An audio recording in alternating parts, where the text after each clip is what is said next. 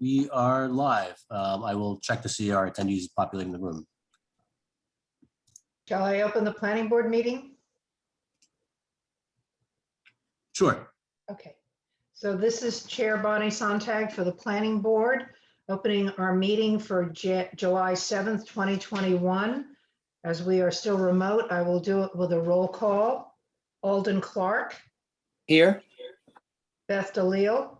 Here. Leah McGavern. Not yet. Rick Tainter. Here. Don Walters. Here. Bonnie Sontag. Yeah, here. Sorry. Ann Gardner and MJ Verde are absent. We also have Linda Guthrie, our note taker, here. I am going to turn it over to Councillor Shan to open her part of the meeting. When we come back to our full planning board meeting after the first joint public hearing item on the agenda, I will go through the rest of our agenda and we will proceed from there. So Councillor Shand, over to you. Okay, so this is Councillor Shand for Chair of the Planning and Development Committee, calling our committee to order, and see, we'll take roll call. So is Councillor Eigenman? Here. Councillor Wallace? Here. All right, so I would say that we are open, and I will turn this over to Director Port to do a quick introduction on the zoning update. And I want to give folks since there's so much going on in the planning board tonight, we're going to try and just go through the 8 topics of discussion. So we appreciate that this is probably going to go on to another meeting sometime in August, but I just want to make sure that we had an opportunity to get through the 8 items of substantive issues that have been discussed. So Director Port, if you just want to go through your piece and we can get started. Sure. Thank you, Councillor. Thank you, Chair Sontag. So this is just an update from where you were last time. My intention here is not to go over the same content that I went over previously. I'm happy to recap any of that. I did want to note, and I wanted to thank a couple of folks who had given some more detailed comments to us. And I mentioned this only because we have some representation of both the permitting boards and the council, obviously. I want to thank Councillor Eigenman for sponsoring this amendment, and Councillor Shannon, Councillor Wallace as well, and the folks who provided feedback. We did receive some other miscellaneous feedback, but I just want to note those. The categories of edits that we have, and I apologize, by the way, I could not get a markup version out to folks until today. And so I wanted to recap that here. The markup version that I sent you today, most of that fits in the first category here. So that's minor language or editorial edits. And so the updated draft indicates in Microsoft Word markup with color indication where the changes are suggested. Jennifer and I have reviewed these changes. This is my proposed language to address most of the comments or concerns we've received. There are a few things that are maybe open for some discussion this evening, and that's the second category, the sort of substantive issues or concerns. I think they're helpful to have some discussion on those this evening, as opposed to, I would argue, the minor editorial edits, because those things can largely be worked out, tweaking, a word here or there. But it would help to confirm the so-called policy so that we can finalize language consistent with what the expectation is of the City Council and Planning Board on these particular issues. Most of the effort here was to update language in the ordinance to address some loopholes and issues and unclear language and so forth. But because some of that language touches upon substantive issues, that's why there's a bullet list, which I'll get to in just a moment. After this, I would assume, and I'll leave it to the chairs and the rest of the board and the council members as to how you'd like to proceed as far as a revised document, any recommendations to the council, and or continuation of the public hearing. So the non-substantive edits, just briefly, clarifying language, consistency in the language between different sections or phrases, minor grammatical changes and punctuation, and consolidating some cross-references or overlapping provisions. That's basically the non-substantive pieces. This slide, I think, is probably the best focal point for discussion this evening, and I'll defer to you on this, but substantive issues that I think are still in here are The yard definitions, and these are some of these concerns were raised by others, and I'll let others that want to speak to them speak to them.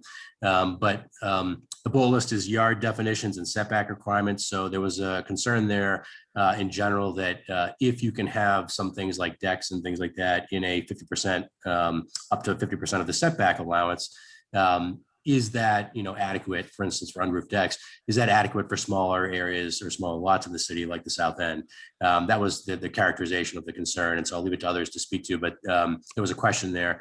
I think, and I'll leave it to Jennifer if she wants to speak to this at all, but I think that I wanted to note that part of the effort here was in this particular provision was to clarify where there is an allowance for some of these features, as opposed to taking away something, 50%. It's actually clarifying that there's an allowance as a right for up to 50% of that setback to be used for those purposes. Letter permits. This is something where, just as a synopsis for folks and sort of catch up or remind you, there are certain things that smaller building structures or features that don't necessarily require a building permit under the building code, but there is benefit for the city and for the property owners in having a permit document what has been approved and ensuring that it's compliant with setbacks and so forth. So this provision was intended to have some sort of review and approval under zoning to make sure the requirements are met where no building permit is otherwise required, so that there is something that reviews that and confirms that it's appropriately done, appropriately cited. And Jennifer can speak to that if she'd like to later on, but I think the basic point there I would make is that there's been instances in the past where folks have installed things, sheds, for instance, in the wrong places. They may not trigger the need for a building permit, and I'll defer to the building commissioner on any questions like that, but or Jennifer if she wants to speak to them. But generally speaking, you know, where there isn't a trigger for the building code, it would behoove all of us, I think, to have some documentation and some verification that where people are placing things complies with the zoning ordinance. Otherwise, it could be a little chaotic as to what's happened when and whether or not it was allowed or not. Setbacks for detached accessory structures. This is, again, going to sheds, and some questions there about the maximum size allowed, how close to the lot lines should they be allowed, and again, is that adequate for smaller lots in the city, say in the South End? Another point of discussion you may want to have, and this was raised by, I think, the Ward 1 Council, was whether or not it makes sense for the Planning Board and City Council to continue, as the current ordinance suggests, having joint public hearings for zoning amendments. I'll defer to you folks on how you want to handle something like that. There is not a requirement under the state statute that the hearings be held jointly. But I think that, and I was not here at the time that language was originally put into the ordinance, but I would imagine that the primary benefit of that, and it's one that I support, is having cross deliberation between planning board and city council members as to the benefits, pros and cons, questions, concerns about the amendments, rather than having those in separate silos or isolated discussions. To me, there's some benefit in having that shared discussion. But again, you may have a preference for how you want to handle that. And again, that's why that word joint public, or that phrase joint public hearings is in the ordinance generally. There is a requirement, I should clarify for anybody who does not know, the statute does require that the planning board provide a recommendation, or at least give it the opportunity to provide a recommendation to the council prior to the adoption of ordinances. So that's expected. What isn't, what's clarified here locally in our ordinance is that hearing be held together. The Demolition Control Overlay District, or DCOD, there's a couple of things with that. One is the inclusion of perhaps preservation of exterior sheathing. We can have some further discussion about that, and we do have a slide or two to speak to that. But there was some concern there about that particular aspect of the language that's proposed. The origination of that language that was proposed in the proposal that originally went into the council, that actually came as a result of KP Law's reading and now helping us to apply and interpret the existing ordinance. There was some clarification as to which things are considered triggers under the ordinance, which things are captured for the purposes of defining demolition work that someone's doing, and essentially determining whether or not someone's triggered a threshold in which they need to have review done by the Zoning Board of Appeals and advisory opinions from the Historic Commission. And in this case, it was pointed out that one could read the ordinance to not only protect the siding, obviously that the public can see, the framing, that's part of that exterior wall, and also the sheathing. And I think the question there was, well, if the sheathing isn't seen, and it's more of a sort of a building code type feature, if you will, does it make sense to have that be something that's triggering the demolition or that's subject to review? I'll leave it to folks to debate that issue, but I certainly have no objection to removing the sheathing piece for this, and that is what the markup that I sent out today would do generally, that one element anyway. The demolition control overlay district, again, modifying the calculation of the demolition area. There were some concerns there. Again, this language is originally coming from some cation that we've seen since these ordinances have been adopted. Some of you might recall the Harrison Street application and others, but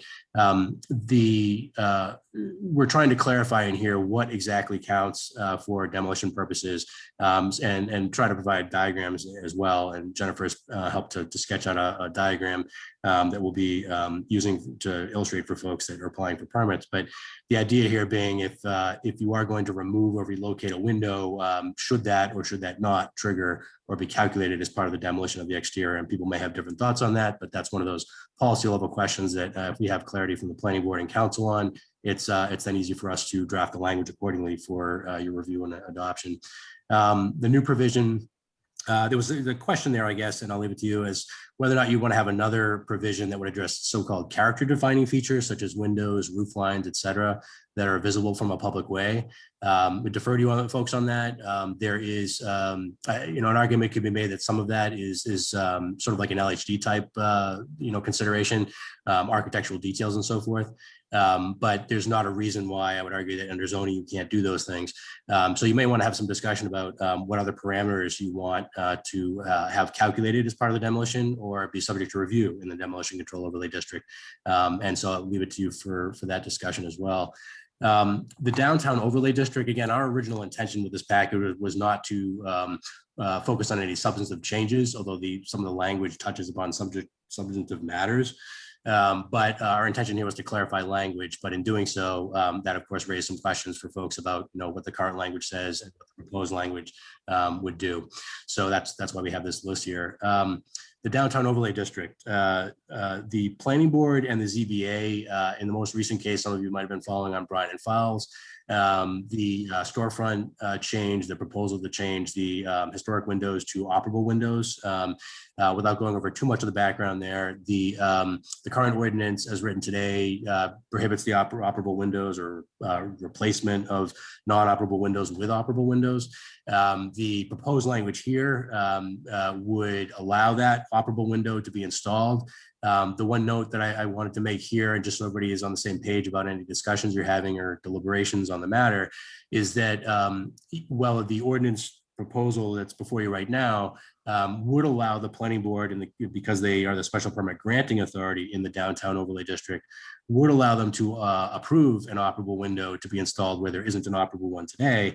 The one note I would make up of that is that the ordinance currently, and as this amendment is proposed, would still require someone to demonstrate that the window itself, whether if it's historic, could not be salvaged, essentially, that it's been rated poor or infeasible, essentially, to restore or repair before being able to be eligible for the operable window. So you may, if you want to tinker with language any further, you have any questions or concerns about that, you can discuss that further. But the reason I mentioned that is because in the case of the Brian Fowles storefront, the Zoning Board of Appeals had received an application for a variance from the operability provision in the ordinance because the planning board does not have the authority to grant the variance from that.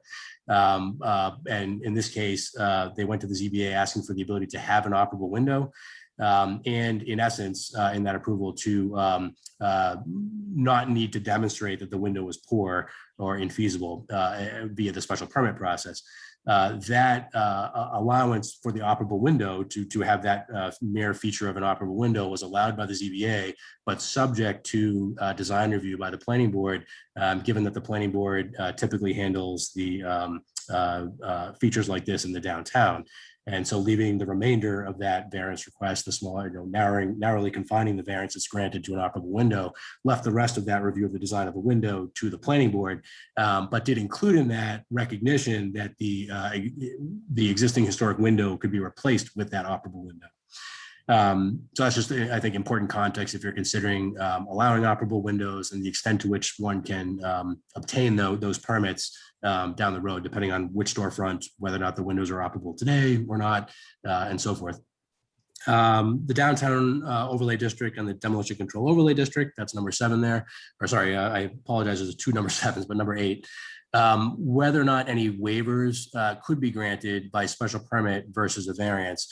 And perhaps that number 7 above is a good example of that, where something that is done in certain places in other communities, and there's different places even here in our own ordinance, but where the planning board or the ZBA, if the case may be, where it would make sense, and it's up to you to decide what would make sense policy-wise, but whether or not it would make any sense to have the planning board or the ZBA as special permit granting authorities, SPGAs, have the ability to grant waivers or even reductions, if you will, from any requirements of the ordinance or sections of the ordinance, rather than the default under state statute, which is that anybody who wants an exception to those rules has to go to the ZBA for a variance, which necessitates discussion of hardship, whether or not there's a hardship involved and so forth.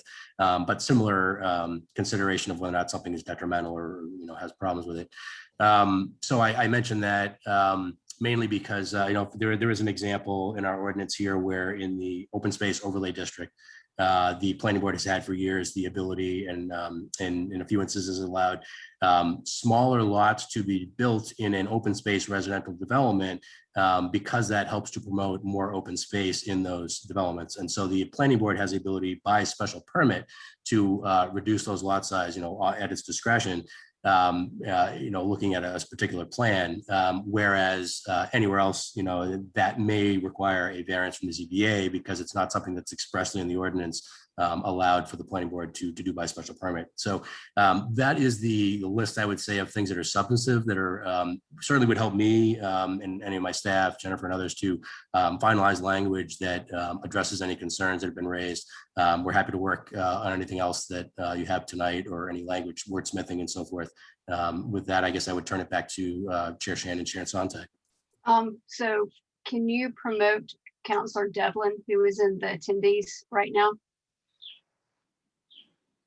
Done. Thank you. All right. Councilor Zede, I do see your hand. What I would like to do is take each one of these individually, and Chair Sontag, hopefully we can just have a back and forth conversation between the planning board and the committee here. And I don't want to take this to the wee hours. I think Chair Sontag, you've got a long enough agenda tonight as is. So once we get through the 8, then we'll take public comment, and then we'll proceed continuing the hearing after that. So why don't we start with the first one, the yard definition and setback requirements. Andy, do you want to just go to that section of the amended ordinance so folks can Sure. see? Yeah, I'll pull up the relevant sections as folks are Okay. discussing if you'd like. Sure.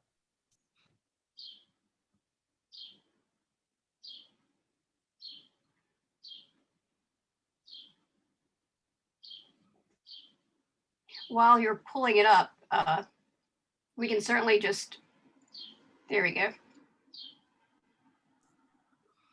And I'll defer. I don't know if Jennifer wants to offer anything as zoning administrator. Feel free. We have discussed the language here, but Sure. I mean, Jennifer, why don't you take your stab at it? I think we'd like to hear from you since you are the administrator. Sure. Good morning, or good evening, rather. The yard section and some of the setback specifics in the ordinance have caused confusion in the past as to exactly where they're measured to and how they cross-reference with some of the other definitions within the ordinance, such as building line, and that this whole section is largely an attempt to simply clean those up, clean up the cross-references and make them consistent with the way we have been interpreting it. and hopefully alleviate some of the confusion that sometimes happens with applicants. There are a few items within that also hope to, they were in this section, they may have been moved out to a slightly different portion, but they're still in addressing yards. We were hoping to allow for some flexibility. And right now the ordinance reads that decks are not actually permitted within the side yard setbacks or rear yard setbacks, although common practice had led this to be the case. It was not explicitly permitted. In our rewrite conversations, we looked at potentially allowing first floor decks up to 50% of the setback. For instance, if you have a 10-foot side yard setback, your deck could project 5 foot into that. That's still left a space between adjacent lots, adequate to circulate, to maintain a house, while not lending to such rigidity that adhering to the standard setback for an accessory element would. Are there comments amongst counselors? Yeah, I have a comment. Okay. So let's take first the unroofed deck structures that are projecting into yard setbacks. I mean, I just don't really have a feel of how common that is. I mean, the example that was given by the zoning enforcement officer is about, you know, say there's a 10-foot setback and you go 5 feet in, or a 20-foot setback and go 10 feet in. But what about in the more suburban parts of the city, you know, say the West End, where do we have any larger setbacks where we're worried that this will lead to strange results? In looking throughout the city, I mean, the largest residential setback we have is a 20-foot side yard. If you project 10 feet in, and even if both adjacent neighbors do that, that still leaves 20 feet between any element, you know, any deck element. And of course, this is only in reference to non-roofed decks. Right. If I could speak to that, it sounds like maybe the council's concern is about folks maximizing too much expansion because of the extensive setbacks in larger areas. I'm wondering if the concern there is that maybe we have a cap on the size of those extensions of structures. Well, I mean, I don't really have a strong feeling about it, but I'm just imagining a situation where you have a house, and you know, this is side, front, and rear. So theoretically, you could surround your house with decks by right, and going into the setback. It seems like a lot. I mean, I don't feel strongly about it because I don't know that it's going to happen, but it just seems unusual.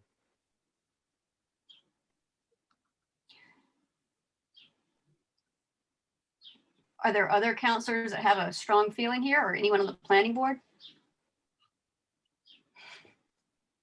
This is Rick. I have a question, I think, maybe 2 questions. So the phrasing otherwise unroofed deck structures, does that, because the sentence before that talks about decks extending upward by more than 30 inches, does this new section that's underlined in red, would this, if you said unroofed deck structures no more than 30 inches above existing grade, may extend up to 50%, would that be the same thing? Or is there something else in that otherwise that I'm not seeing? Yeah, no, I think that was the intent there. I think unless so we can tweak. It might be clearer to say that. And, Sure. And then my follow-up question is, what about that deck that is 30 inches high and has a 30-inch high railing all around it? Is that still allowed to go into the setback? It would, this is Jennifer speaking, I would interpret it to be that, because the measurement of a deck is always to the deck surface, not to the railing. And I think the reason for the 30 inches is that a 30-inch deck does not require a railing by code. Okay, thank you. Well, maybe the way forward, because we have a lot to get through, we could just change the language to say, instead of otherwise comma, say unroofed decks extending up to 30 inches may project. How about that? And if no one else minds having, a deck on all four sides of a building, let's just move on. I think the council's concern is a valid one. My sense is that probably because for practical purposes, we probably would not run into a scenario like that. But it's a valid concern. You're probably right that in all likelihood we're not going to run into a scenario like that for a large lot. Yeah, I mean, you might on Plum Island. Sure, right. So Right. just a follow-up question, referring back to the definition of structures, which includes swimming pools. And it also includes fences, but fences are specifically dealt with in number 6 below. But are swimming pools, this is just point of information, are swimming pools required to stay entirely outside the setbacks? Swimming pools have their own section, and they are required to be a 6-foot setback regardless of the district. I do think, though, if I may, Chair Shan, on item 6, I see we're getting rid of the commas to make it clear that we're saying structures such as fences and landscape walls. Why don't we say fences and landscape walls let's limit it to that. That's fine. Because I don't want anyone to argue that, well, a deck is a structure and it says as long I can go up to 7 feet high. That's not what's intended. So I think just say fences and landscape walls may be located within required. You see what I'm saying? Yes, I agree. Okay. Does anyone disagree? I Okay. agree. All right. Well, then the last one, I guess, on yards, and we can keep going, is I just want to make sure I understand what's going on with mechanical equipment. So I'm a little confused. Jennifer, can you just do any kind of mechanical equipment? I mean, is there no limitation? I'm not talking about screening. I'm not talking about screening. I'm just saying right now, if I had like a heat pump, I can put it wherever I want. You can put it right up to the property line right now. There is no regulation in the current. And so we were trying to address the fact that I don't think that was the original intent of the ordinance. Yeah. But currently we get a lot of questions about that. And Okay, so- of course, with these small yards, every foot is significant. So. Well, then why don't we, again, I just want to be clear on this one. So we could make number 4 say, mechanical equipment are pertinent to the property, right? Because that's what you mean. It's like HVAC stuff. So mechanical equipment pertinent to the property shall be permitted within the required side or rear yard. However, if greater than 4 feet in height, shall be screened, etc. Right? Sure, There's two that seems things- a reasonable clarification. Again, is everyone on the same page? So as a policy basis, a recommendation to the council would be, yeah, you can do mechanical equipment, and we'll make that clear, but because they're not structures, they're different. But if it's 4 feet or higher off the ground, you must screen it. Actually, I had a question about that, following on that. The Okay. definition of structure is proposed to include mechanical equipment greater than 4 feet in height. And Is it? so, Okay. so we're doing that, and then here we're saying any mechanical equipment greater than 4 feet in height, otherwise permitted within the required side and rear yard. So it almost, when I read it, it almost seemed as if mechanical equipment greater than 4 feet in height would be subject to the side and rear yard requirements. And this was implying that there's some exception somewhere about that. So it was Okay, confusing. to me. I got you. I think the way we solve that is you go back a couple pages. So the definition of structure, Yep. excuse me, is number 46. Yep. And you just get rid of the greater than 4 feet in height because it's not relevant anymore. All mechanical equipment is a structure. And then we've just reworded this number 4, on the next page to say it's allowed, even though it's a structure. But if it's 4 feet or higher, you have to screen it. Does that work, Rick? Yeah, I was confused. So that, Yeah, helps. no, we just fixed it. Yeah, thank you. Just to clarify, that means all condensers and everything can be put right up on any property line at any time? Right, that's exactly right. And as long as they can be put up there by right, but it's just if they're 4 feet or higher off the ground, you have to screen it. Yeah, I don't mean to stir the pot, but I personally have an issue with that. All right, well, yeah, let's air it out. Well, I mean, I think in circumstances where there's plenty of room to put them closer to the house, they should be, because otherwise that's like, you know, I mean, in many cases, that's a direct affront to neighbors because they're loud and they're unpleasant to have and they're unsightly. And if you don't have a fence there, then it's essentially oftentimes perceived to essentially be in your own yard.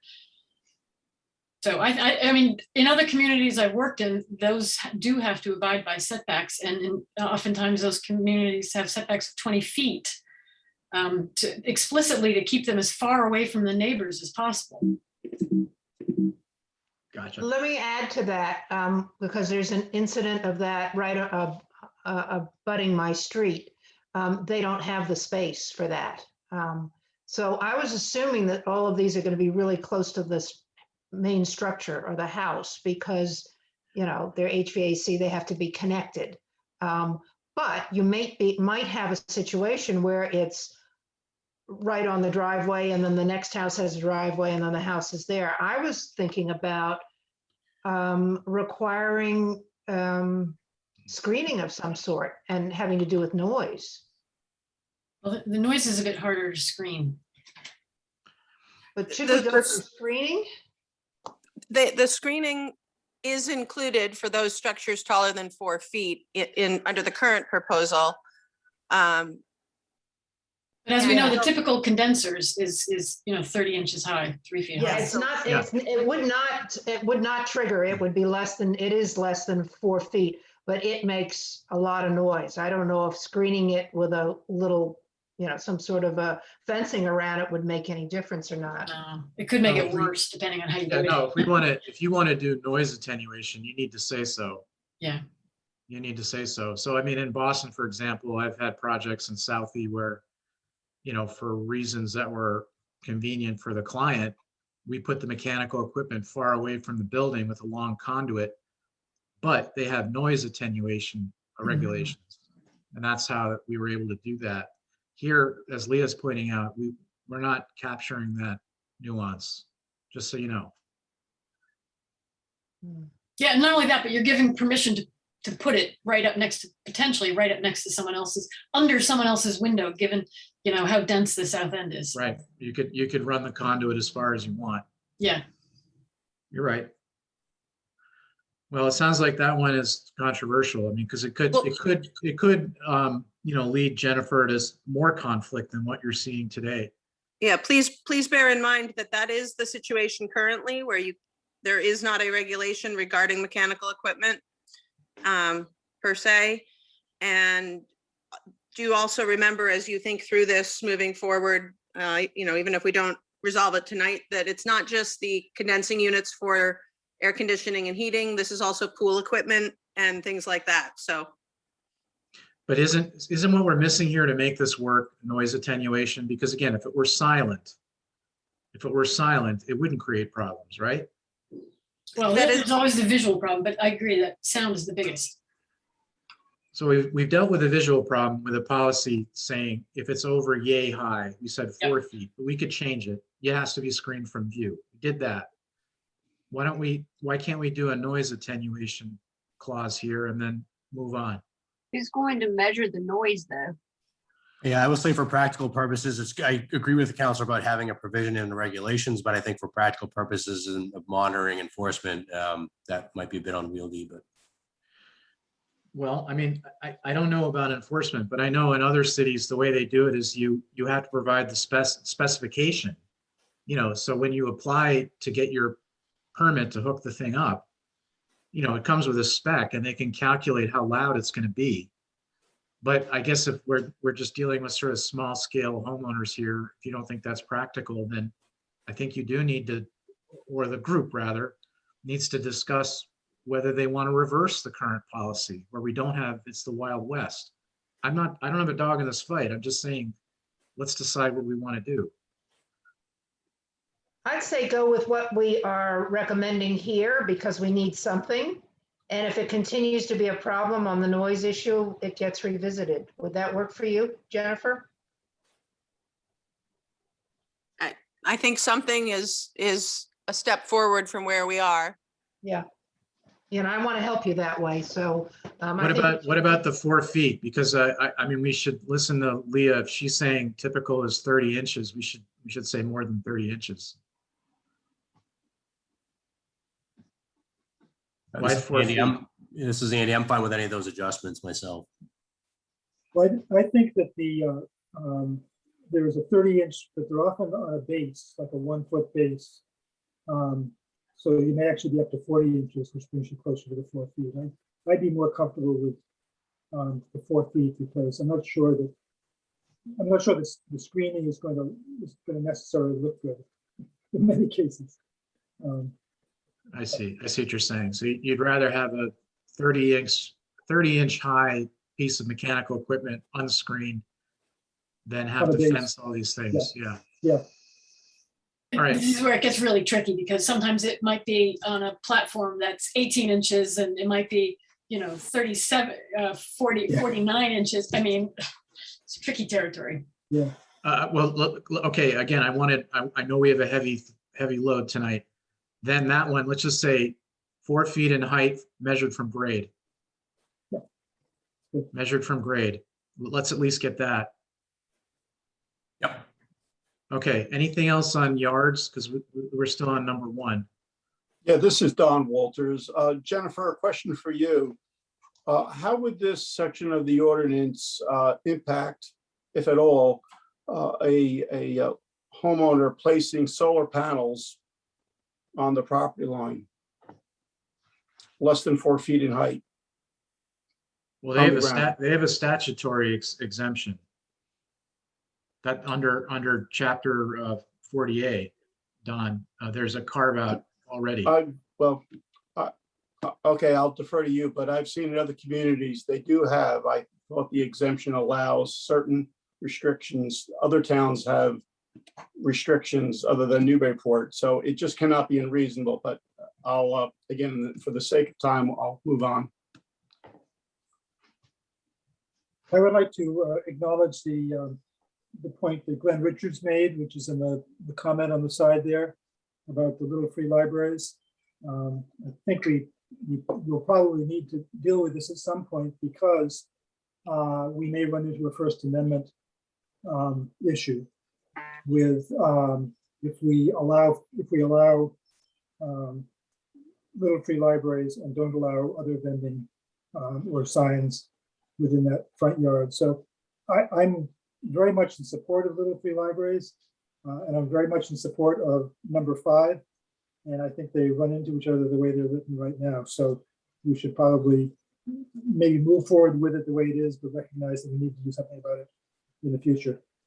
Yeah, we did actually work on our street regulations some years back, maybe 6 years ago.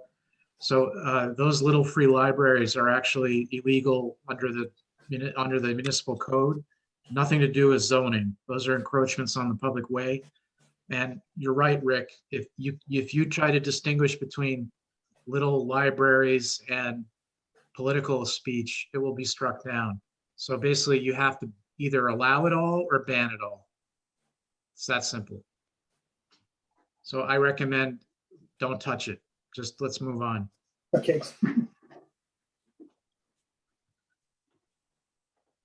Is there anything, so do we want to do this by section or do we want to just do the 8 items of substantive discussion? Let's do the 8. We're on a roll. We've done 1. All right, so the next one was the letter permit for accessory structures. Yeah, on that one, I'll kick off the discussion. I mean, as long as there's some paper trail, I understand why this, and Councilor Zede wants to speak on this. I understand we should have a piece of paper to account for these accessory structures. I don't know that a letter permit is really the right way. I don't feel strongly about it because just typically people think of building permits. So I know in Boston, it's the same form and it's kept in the same place, but instead of calling it a building permit, they call it a use permit. So that's all. Those are my 2 cents.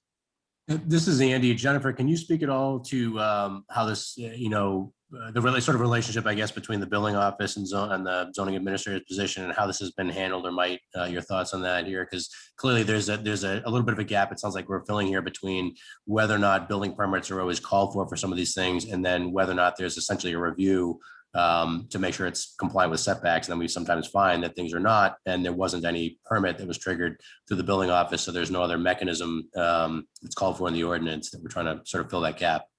Yeah, this is actually one of the biggest problems that I have, where people call the building department. They say, do I need a permit for my shed that's 120 square feet? They're told no, and they go marching on their way to then install a shed too close to the property line or exceeding the lot coverage. And then their neighbor complains, and we have to go back and enforce it. The letter permit that we were proposing is essentially just what you're suggesting, Councilor Eigenman. It is a single sheet of paper that is issued from the planning department, because the building department cannot issue there is not a building permit required under state building code. So this is, if there was a conception that this was a complicated building permit application, it's not. It is a single, can be hand-drawn sketch of the property with some basic calculations about lot coverage that I help an applicant through, but it serves to allow the planning office to address lot coverage and setback and have a piece of paper on file when the neighbor calls. We did just have an instance on Prospect Street where someone went ahead and built one. And unfortunately, the building inspector and I had to go out, and this individual had to take it down, and they were able to build a new shed to replace their old, but they had to make it smaller than they had already constructed. So we're really trying to help homeowners not find themselves in that situation. Councilor Z, do you want to speak? I did, thank you. I do oppose this. I just didn't want to create another permit animal that has to become its own thing. I respect that it's not considered overly onerous or difficult, but the existence of a permit or a piece of paper doesn't change the fact that the builder or the owner is responsible for the structure, and if they do exceed, then they do so at their own risk. And I think if I understand the ease that it would provide, maybe if a neighbor calls to complain, but at the same time, I mean, that's the risk you run when you build something. And I think it's okay to leave that risk with the person who's building it, the homeowner or otherwise. And I'm just, I don't think people think in this direction, as we said, dealing with smaller scale homeowners, for example, putting a shed up. How many of them, what percentage of people think to call, and then, how many just go up and we've never heard of and aren't a problem. So I could see this expanding to other things, and I don't think that that's a good idea. I just think it becomes another thing that has its own infrastructure and care. And while I respect, again, the position that Jennifer is bringing up and wanting to have something to paper this, I don't see a value to it in that same way. So I don't think we should have it. And but that doesn't mean that if somebody does break the rules, that doesn't get enforced against them. That's the risk that they need to take on and consider when they put something up. Jennifer, how many times have you had to go out and have this structure moved or taken down? It's a handful of times. I would say it's a couple a year, quite honestly, that someone's halfway through and they have to move it or change their plan. Okay. And it is a constant surprise when people start. But to Councilor Z's comment, it is true. We will still enforce it after the fact. It's just a little easier if we can catch them ahead of time. Understood the proactiveness. Councilor Wallace? Yeah, thank you. Yeah, we had something similar to this on Arlington Street. I don't know if the shed ever went in, but in a way, I do agree with it, because it helps the neighbors that maybe don't have the resources to pay for legal representation or whatnot. And the resident I was dealing with, I said, do you have something in writing where they're going to put the shed? And she said, no. So I think having something in writing would be helpful. With the letter permit, I know that in the local wetlands ordinance, they have a letter permit, and if we do go this route, maybe it wouldn't be called a letter permit, or if it is, maybe, you know, you may have to spell out the procedures and not just call it a letter permit, but kind of explain it a little more, just so everybody's on the same page. But my one question is, how many of these do you think you would have? Like, how much additional work do you think it would be for you, Jennifer, if we have something like this? I actually think it's less work to address it proactively than it is retroactively. In truth, we have something we've been using right now, only as an administrative thing within the office. It's not something required in the ordinance, obviously. We are calling it an accessory structure permit. It's just, it's a way that we can give people that reassurance that I have looked at it and that they meet the ordinance if they put it in as proposed. Okay, yeah, I don't know the answer tonight, but that's interesting. I mean, maybe there's specific things we could have it before. I don't know if it needs to be called a permit or if it's just a form, but I think it's not a bad idea, but we would want to keep it simple. So, all right, thank you. Counselor Devlin? There we go. Thank you. So the first question is, do you anticipate having a fee associated with this? We had not contemplated a fee where it was just a basic form. The online system allows for it quite simply. And so we did not consider a fee at this point. And you were talking about one of the requirements of being a diagram or sketch. How would one know, especially in a densely packed area, where their property line was? Again, if we're talking about putting the shed close enough to the property line where it is in question, whether it's in compliance or not, we look for an actual survey. But there are many instances where the setback required is 6 feet and someone's, you know, not so much in the south end, but you know, over in the R1, and they're putting the shed 20 feet off the property line. And Right, but and so we don't require one. It really is property by property. if you've gone to 2 or 3 a week, a month, my assumption would be that those are the close calls.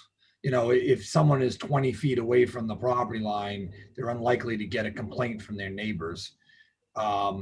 You know, maybe other than the lot coverage portion of that. But I see this leaning towards, well, you know, usually we used to ask for a sketch, and yeah, you know where your property line, I happen to know where my property line is, but you know where your property line is, but we need a survey. So then a simple application, you know, for something that people have done for a long time in this city becomes something that's much more complex.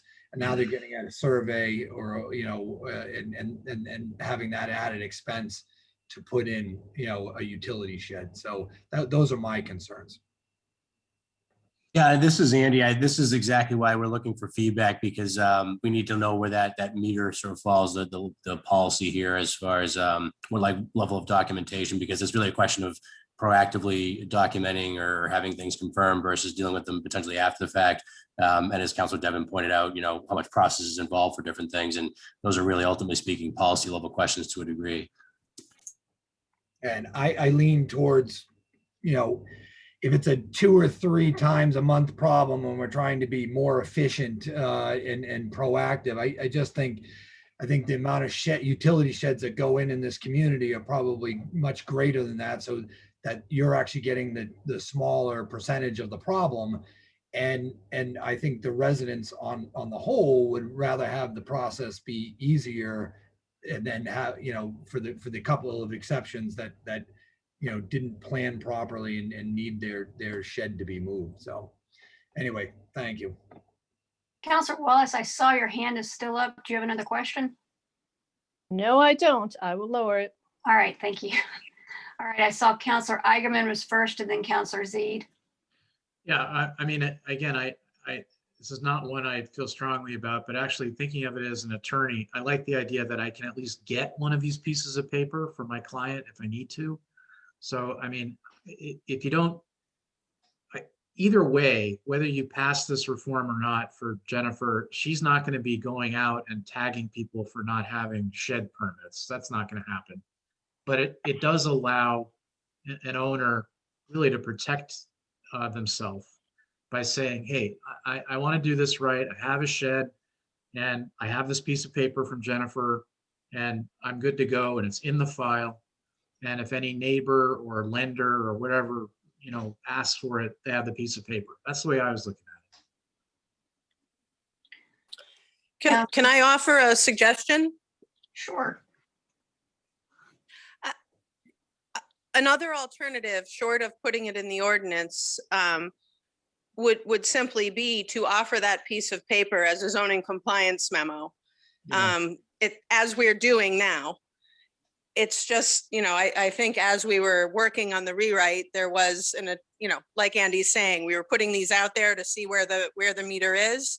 And if we don't think that this is the right way to go, we can still offer that assurance to an owner and offer that compliance review with a zoning compliance memo.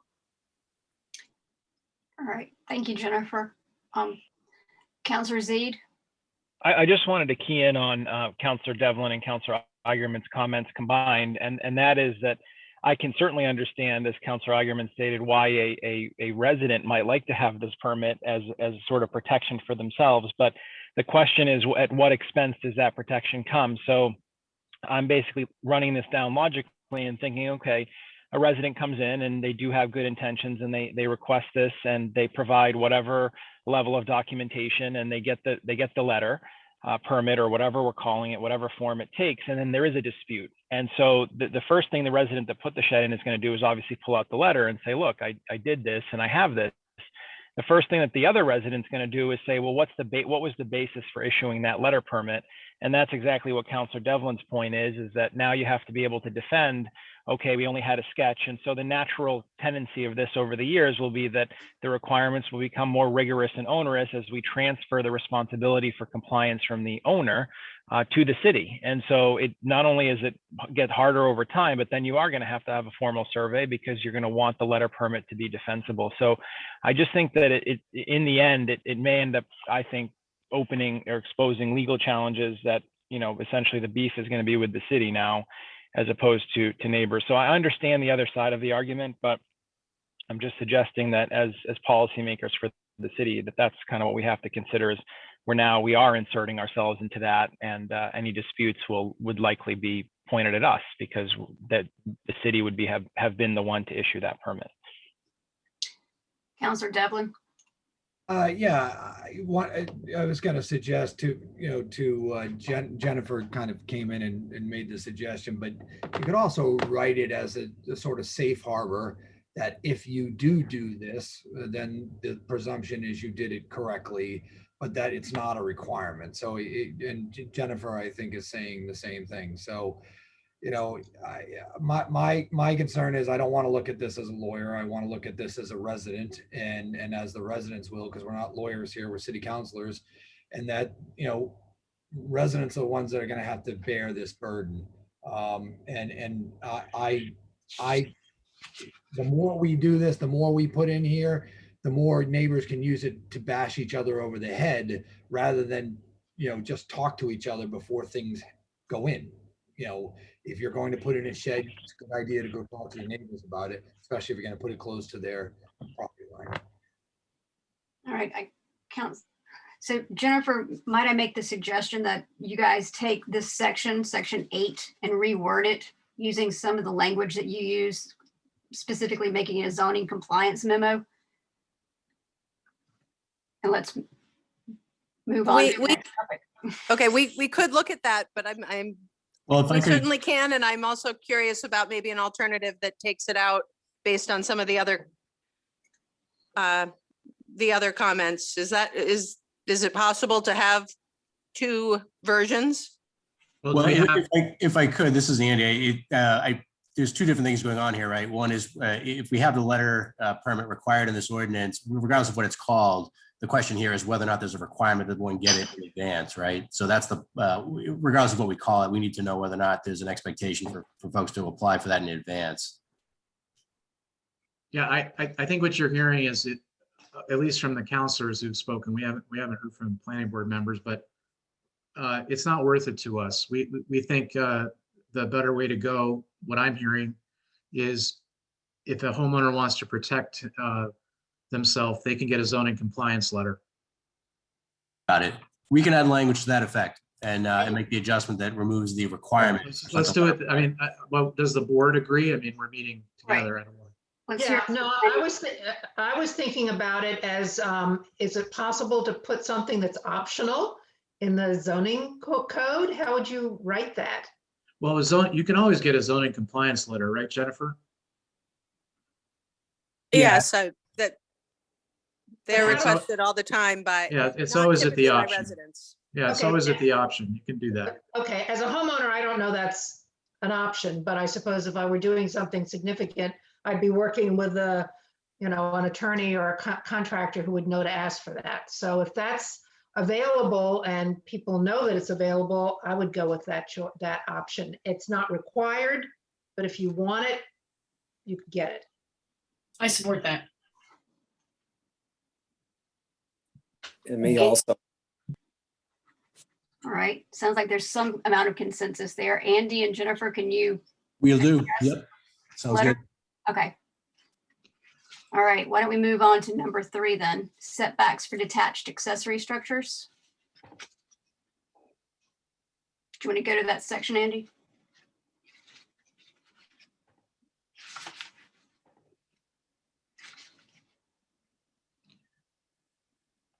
Sorry, I just pulled up the wrong slide. One sec. No worries.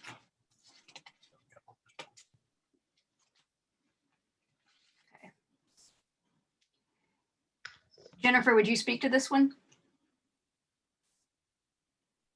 Sure.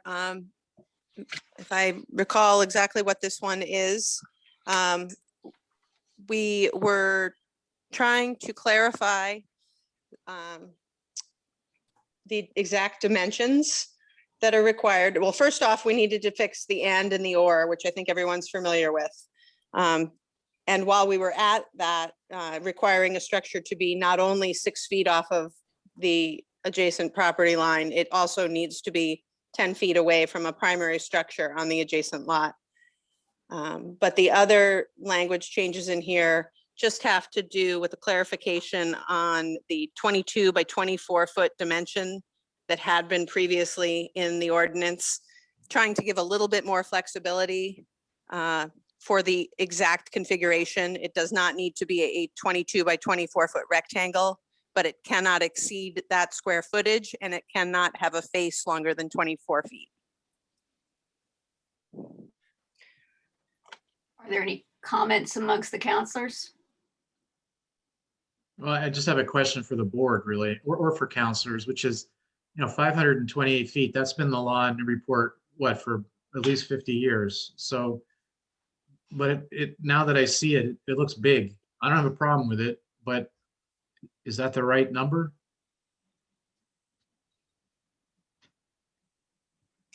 If I can just speak to that, that's essentially a standard 2-car garage. Okay. Yeah. All right.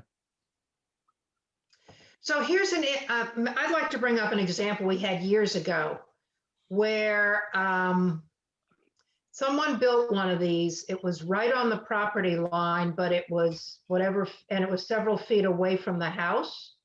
And then they built an underground passage in order to connect it to the house.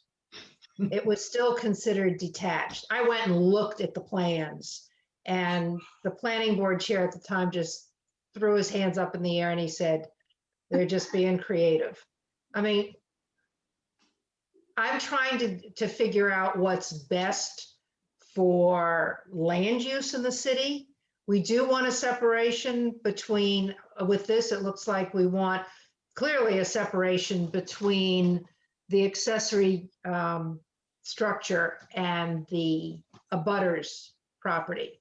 Does it matter if it's detached from the house or not? What's that piece of it? I'm probably just not thinking it all the way through, but I'd like some clarification on why it needs to be detached. Is this just? Well, I think otherwise it would need to comply with the setbacks of the primary structure in that district. Yeah. Precisely.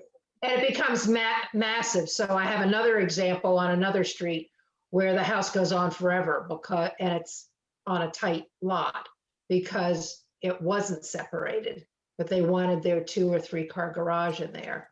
So they met the setbacks around the outside of the primary structure, but they attached it and it looks like a monstrosity. So the detaching then makes sense. And because this is standard 2-car garage size, I think if you want to say 528 square feet and then put in parentheses the calculation that got there, it might help people understand this weird number. So 24 by, I don't do the math, 24 by 12 or whatever it is. Put that in parentheses to just clarify that. Well, but that's where we were changing.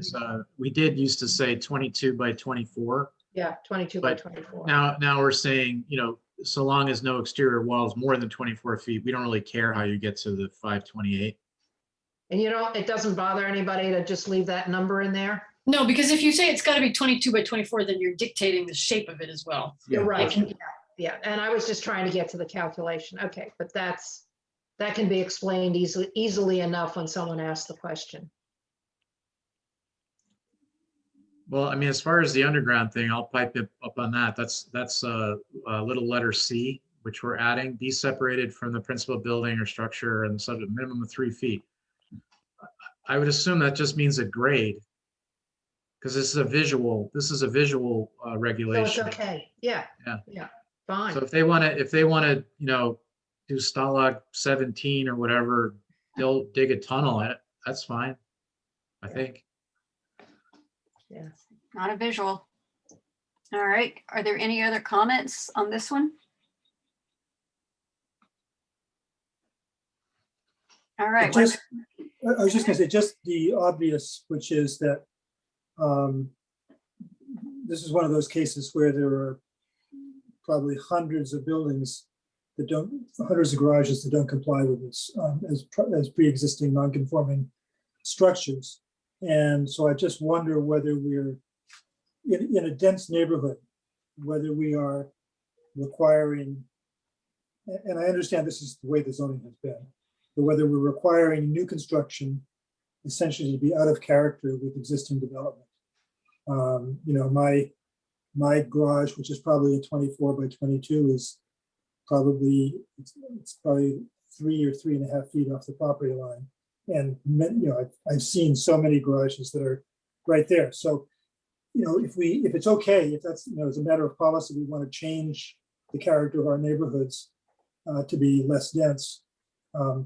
That's really what this is saying. But I just want to point that out, that this is this, like many other things, is, and I think that was part of the comprehensive zoning rewrite when you were looking at at trying to divide the districts and look at what the existing land use pattern was. Probably it's too big a deal to address it in this housekeeping amendment, but I just wanted to point that out.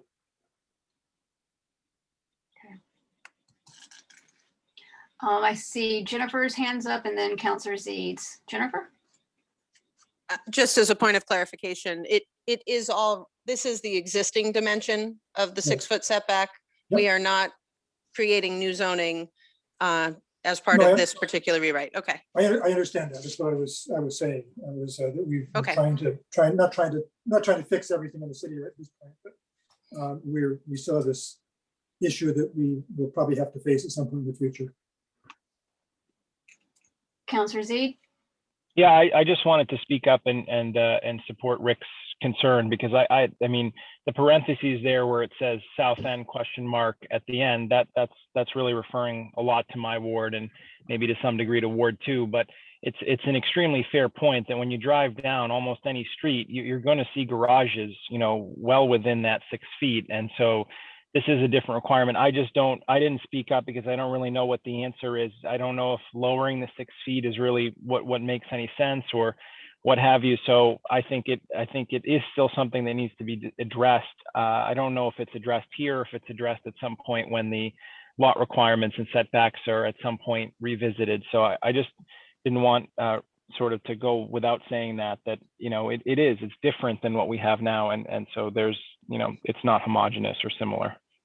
I just want to quickly comment on that.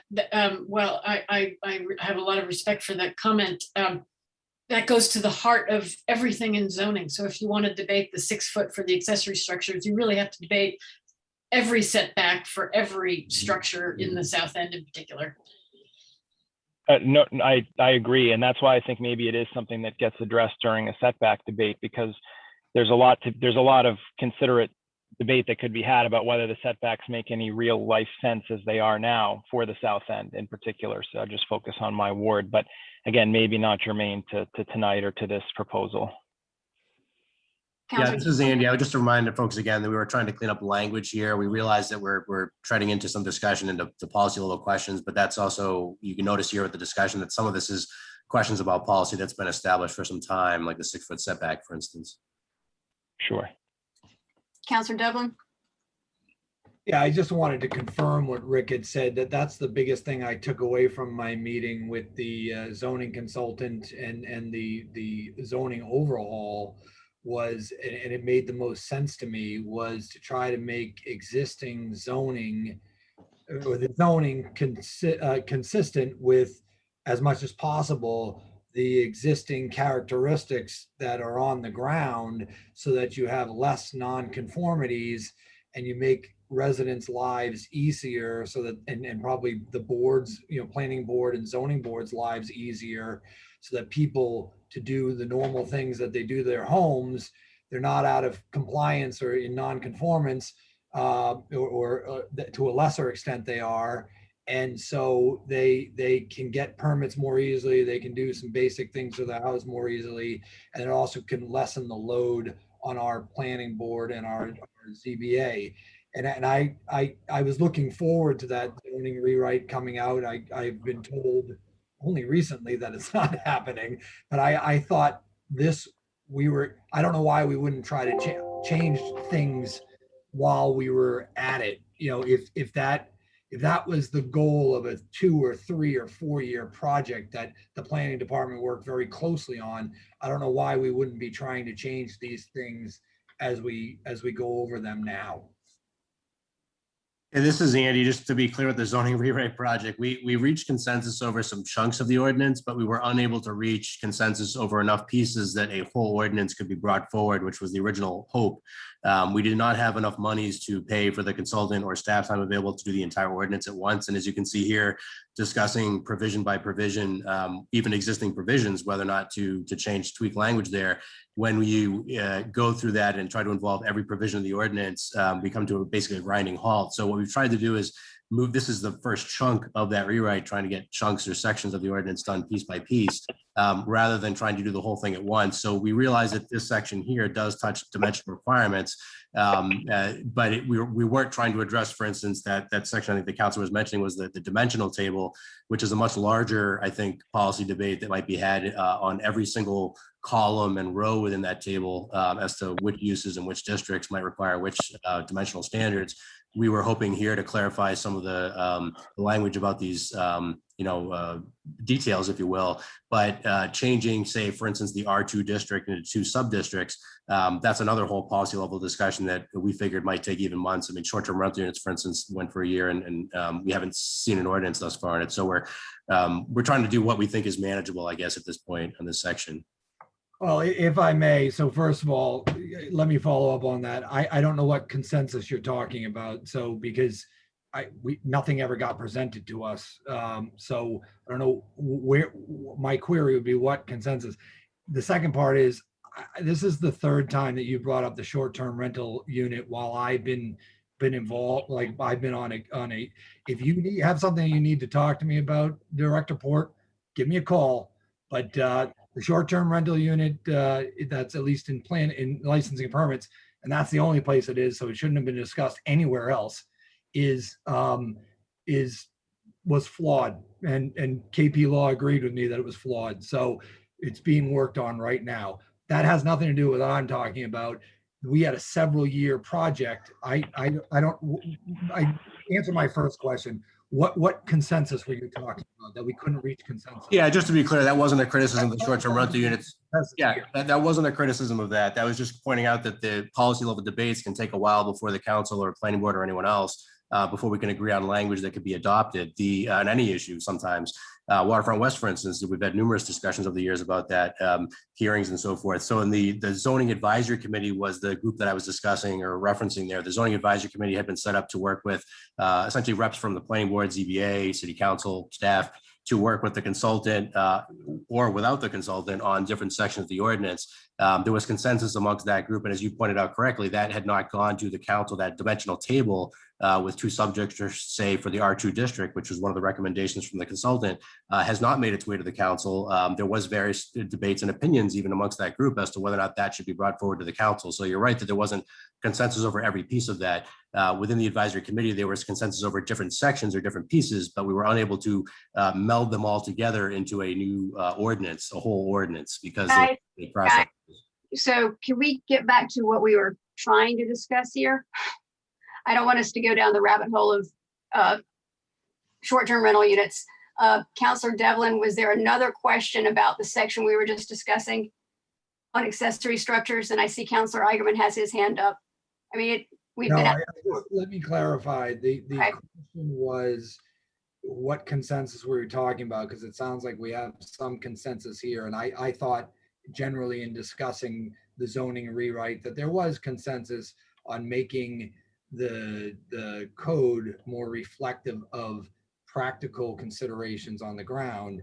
I think Director Port's answer was he didn't feel he got it on the zoning advisory committee. Is that accurate?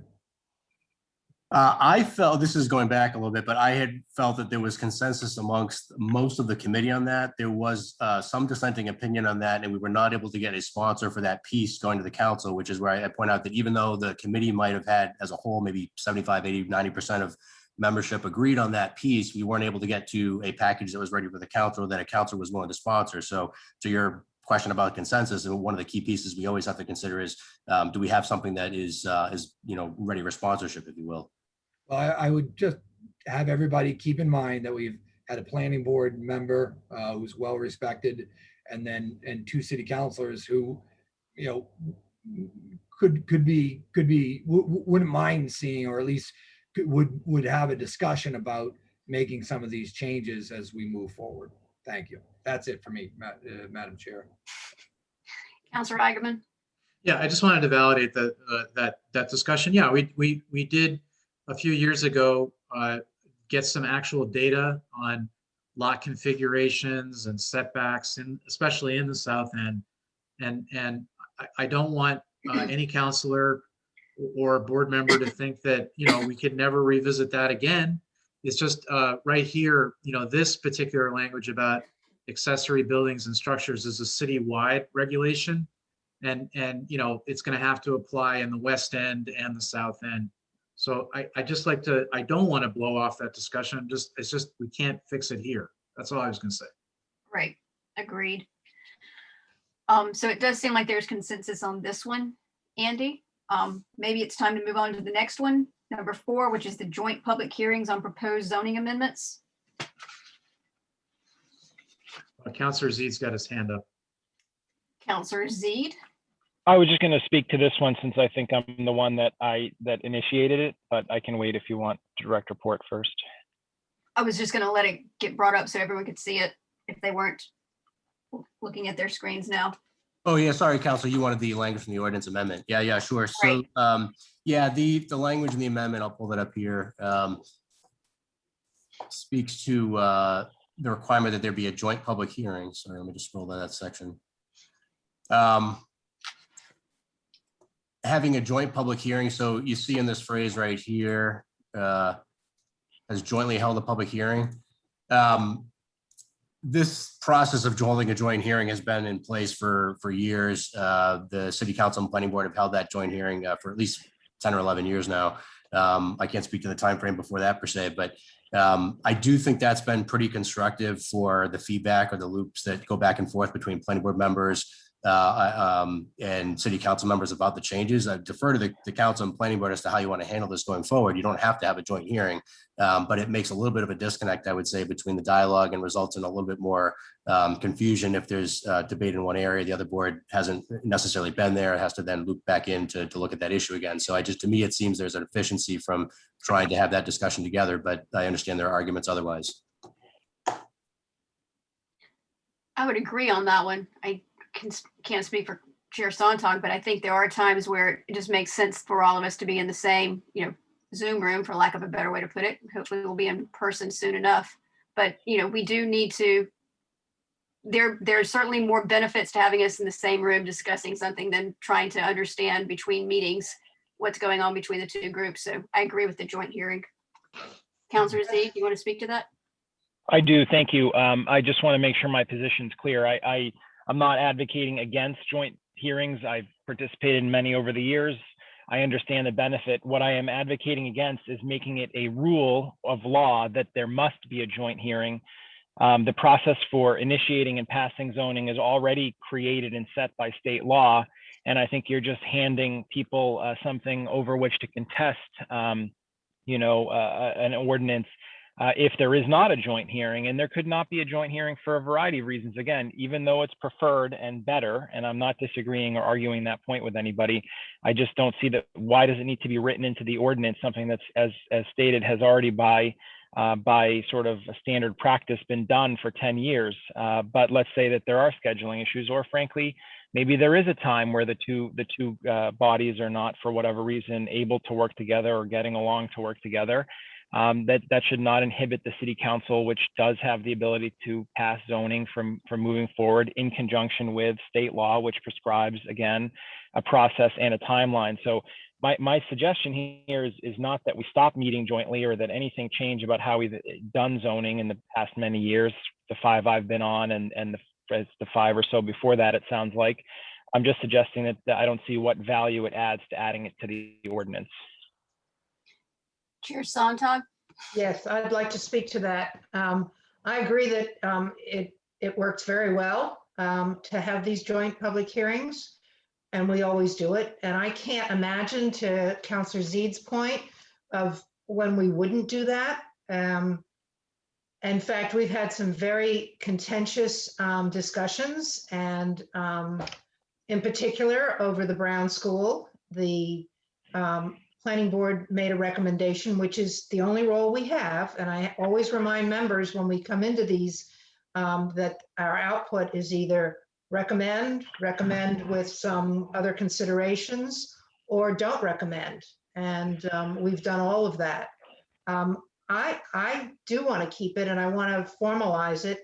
I would like to suggest that, and I don't know if this needs to be in this paragraph, but there are times when the city council, as is their prerogative, sponsor a zoning amendment, and the planning board never sees it until the meeting has already been, the joint public hearing has already been scheduled. And we may not have our own meeting prior to that date. And so we come with our individual preparations, but we haven't had a chance to discuss it among ourselves.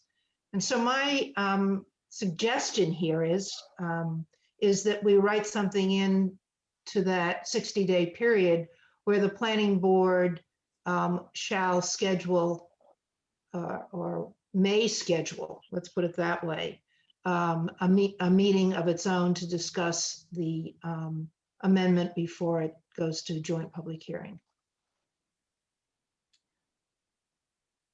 Are there other board members who have any Rick Taylor concern or does. interest?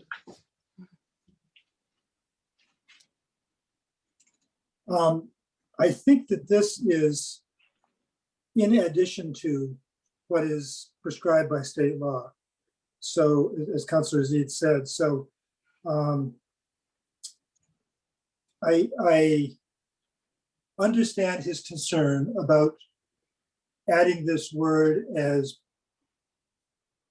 kind of restricting us and, being kind of creating a hoop that we have to jump through very carefully. So for example, if we hold a joint public hearing, which we do now without this word in the ordinance, and one board, the planning board closes its hearing, but the Committee on Planning and Development doesn't close its hearing, are we still adhering to a required joint hearing? So I think this may create some problems that we don't really anticipate at this point. I also think that as it is now, if we hold a joint public hearing, there is nothing to prevent the planning board from also holding a separate public hearing. And I wonder whether by adding this word joint, whether that would restrict us in a way that we don't want to be restricted. So I think we have more flexibility without the word jointly in there, if I understand this correctly. I may not understand this correctly, but I feel that this may tie our hands a little bit more than we want them tied at this point. Right now, I think we have the flexibility to have both a joint public hearing and the statutorily required separate public hearing by the planning board, and which we now combine with the joint public hearing. So I'm not really sure that this is necessary and really a positive change. So Councillor Igerman and then Leah. Well, I mean, first, I was kind of surprised it didn't already say that all the meetings were joint, which it doesn't. That was kind of a surprise to me. But what I'm hearing from at least some councilors and board members is that they kind of like the language to be vague. And right now, what the language says just copies what state law requires. So it doesn't say that the planning board and the city council have to have their meeting together. That's up to us. We do that. And I share what others have said, where I do think it's fruitful for us to meet jointly. I think everyone agrees on that, even when we do disagree, because it's good to make plain why we're disagreeing. And that's fine. And then the planning board can make their recommendation. So maybe the way forward, here we are meeting jointly tonight. I think the benefit is what you're hearing is, you need 8 votes to change this. So the safer course may be to strike the word jointly, move on. Yeah, this is Andy. If I could follow that by suggesting we just replace that with the city council and planning board have held a hearing and leave it at that, like you said. No, that's different. Because you want to leave it to the bare minimum, just the planning board has to hold a hearing. Is that what you're saying? No, I like it the way it is, the way it says today, planning board and city council. And then if we decide to do it jointly, as we've done historically, we can. And if we don't want to, we don't have to. And then also by not changing the language, we don't have to worry, Rick doesn't have to worry that you're precluded from having additional public hearings if you want, so long as you honor your 65-day state mandated deadline. Okay, and then you can voluntarily decide, whether you want to continue the pattern or not. Yeah, I mean, let's hear from Leah, but that's what I'm hearing. Well, I was just going to say really quickly that philosophically, I think it's really important that we're forced to meet together. So I think it's important to have the language here, because I think once we remove that, then we're not forced to have this face-to-face time, which I think is really beneficial. Bonnie? Yeah, that's where I was going. I'm afraid if it's taken out, there could be decisions made without input from the planning board. And there would be nothing in the ordinance that says that we even make a recommendation. If you were to take out joint public hearing, then I would want to see inserted a requirement that the planning board make a recommendation before the city council consider it for adoption. I would just add that even on a philosophical level, I mean, I feel like we have so few opportunities to engage with one another, and we're on we're on Zoom now and it's even worse than ever. I think it's just really important that we are mandated to discuss. I hear you, but point of order, it just, the requirement of a recommendation of the planning board is going to stay in there. That's on the next page. That's a different requirement. And that's Okay. required by state law. Okay, good. I didn't see that Well, here. Yeah, Bonnie, I would also note, and I think it's worth clarifying to Bonnie's point, the state statute, which supersedes here, clarifies, basic requirements for zoning in Massachusetts municipalities, requires that the planning board be given an opportunity to comment, but there's a period, remember, there's a period of time that if the planning board does not act and provide a recommendation, the council does have the latitude to move ahead one way or the other. So.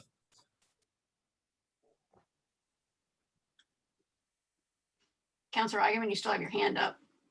I'll take it down. I mean, it sounds like we're at loggerheads. I mean, there are some that feel that there is a policy benefit to mandating the joint meeting. And I was trying to avoid it, but I think we're just gonna have to face it. What you'll have to tell, when we meet again, we'll have to take a vote and decide what our recommendation is to the council. Okay. All right. I would like to move on. I mean, it is Yeah. 8:25. We've been at this for almost an hour and a half. We have gotten through 4 of the 8. So the next one, inclusion, preservation of exterior sheathing. Andy, can you go to that one, please? And Councilor Zede, I know your hand is already up, so why don't you go on and start speaking? Thank you. Yeah, this was one that I had was probably one of the most important ones to me. I viewed the inclusion of exterior sheathing as demolition as a very substantive change and one that I would oppose.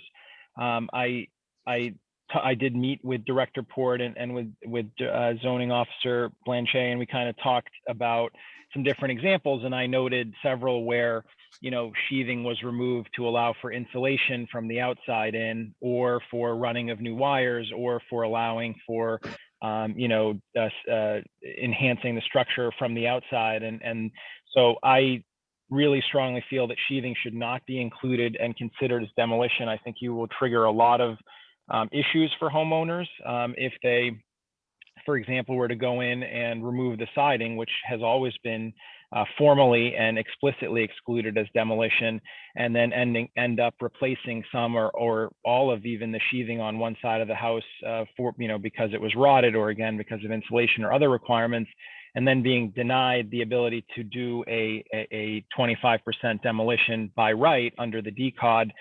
Because they replaced some sheathing, let's say in a prior project, would be very detrimental and I think very onerous. And as we know, sheathing is not something that's seen, it's underneath the siding, which again can be replaced already by right, and that's explicit.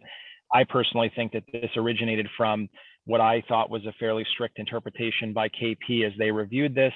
I do believe that the latest edit did show exclusion of sheathing under the demolition, and I would support that change that was made. So I just wanted to explain where I was coming from.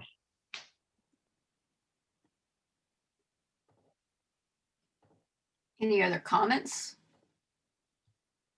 Councilor Eigenman? Yeah, I'll comment. So, I mean, I'm okay with excluding sheathing. I did discuss this with Councilor Zede and with staff.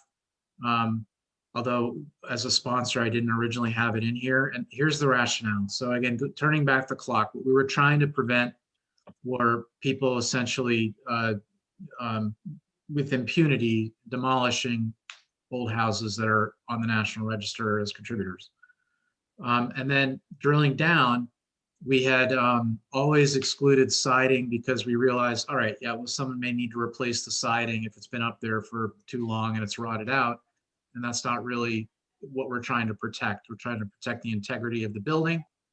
The other exception we had was what we had in mind was really the rear wall, but it doesn't have to be. It wasn't adopted that way by the city council 7 years ago. Instead, the idea was you can blow out one wall and do an addition, so that you can expand these buildings.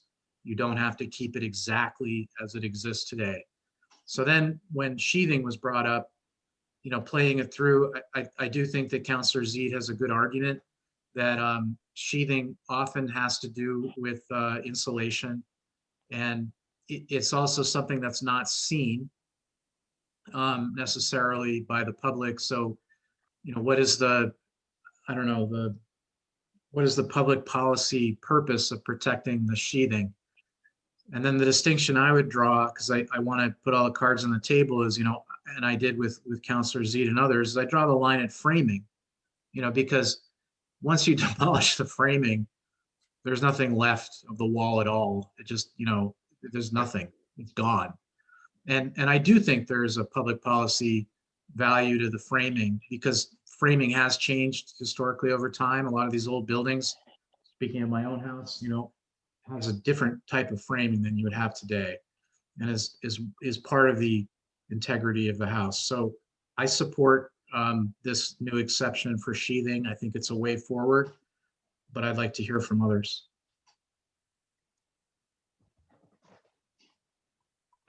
Anyone from the planning Chair Sontag?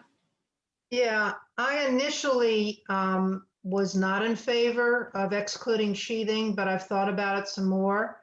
And for the reasons that have been described already, I think I would exclude it. But I am very much in favor of what Councillor Eigenman said about preserving the framing. That's very special to a historic structure. Leah? I agree with that. Councillor Wallace? I would also agree with that. We actually, we have a historic house right on Merrimack Street, but years ago, we actually had the sheathing replaced because it was rotted, but we worked with an architect with specialization in historic renovation. And he said, it's the framing, the stairs, the original wood, that's the kind of thing you want to preserve. So I agree with it. Thank you. All right. Didn't expect consensus to be that quick. All right. Is there anyone else that wants to speak to this one, number 5? All right, why don't we move on to number 6, modify calculation of demolition area. So this is the same section we're looking at, but further down in the same provision. So again, open up for your debate on this issue, but it was trying to clarify the application of the current ordinance so that the layperson even could read this ordinance and know exactly how things would be calculated essentially. But again, if you have policy direction, you want to go one way or the other, we can obviously revise language accordingly. Sure. Councillor Wallace and then Councillor Zede. Sorry, lowered my hand. All right, Councillor Zede.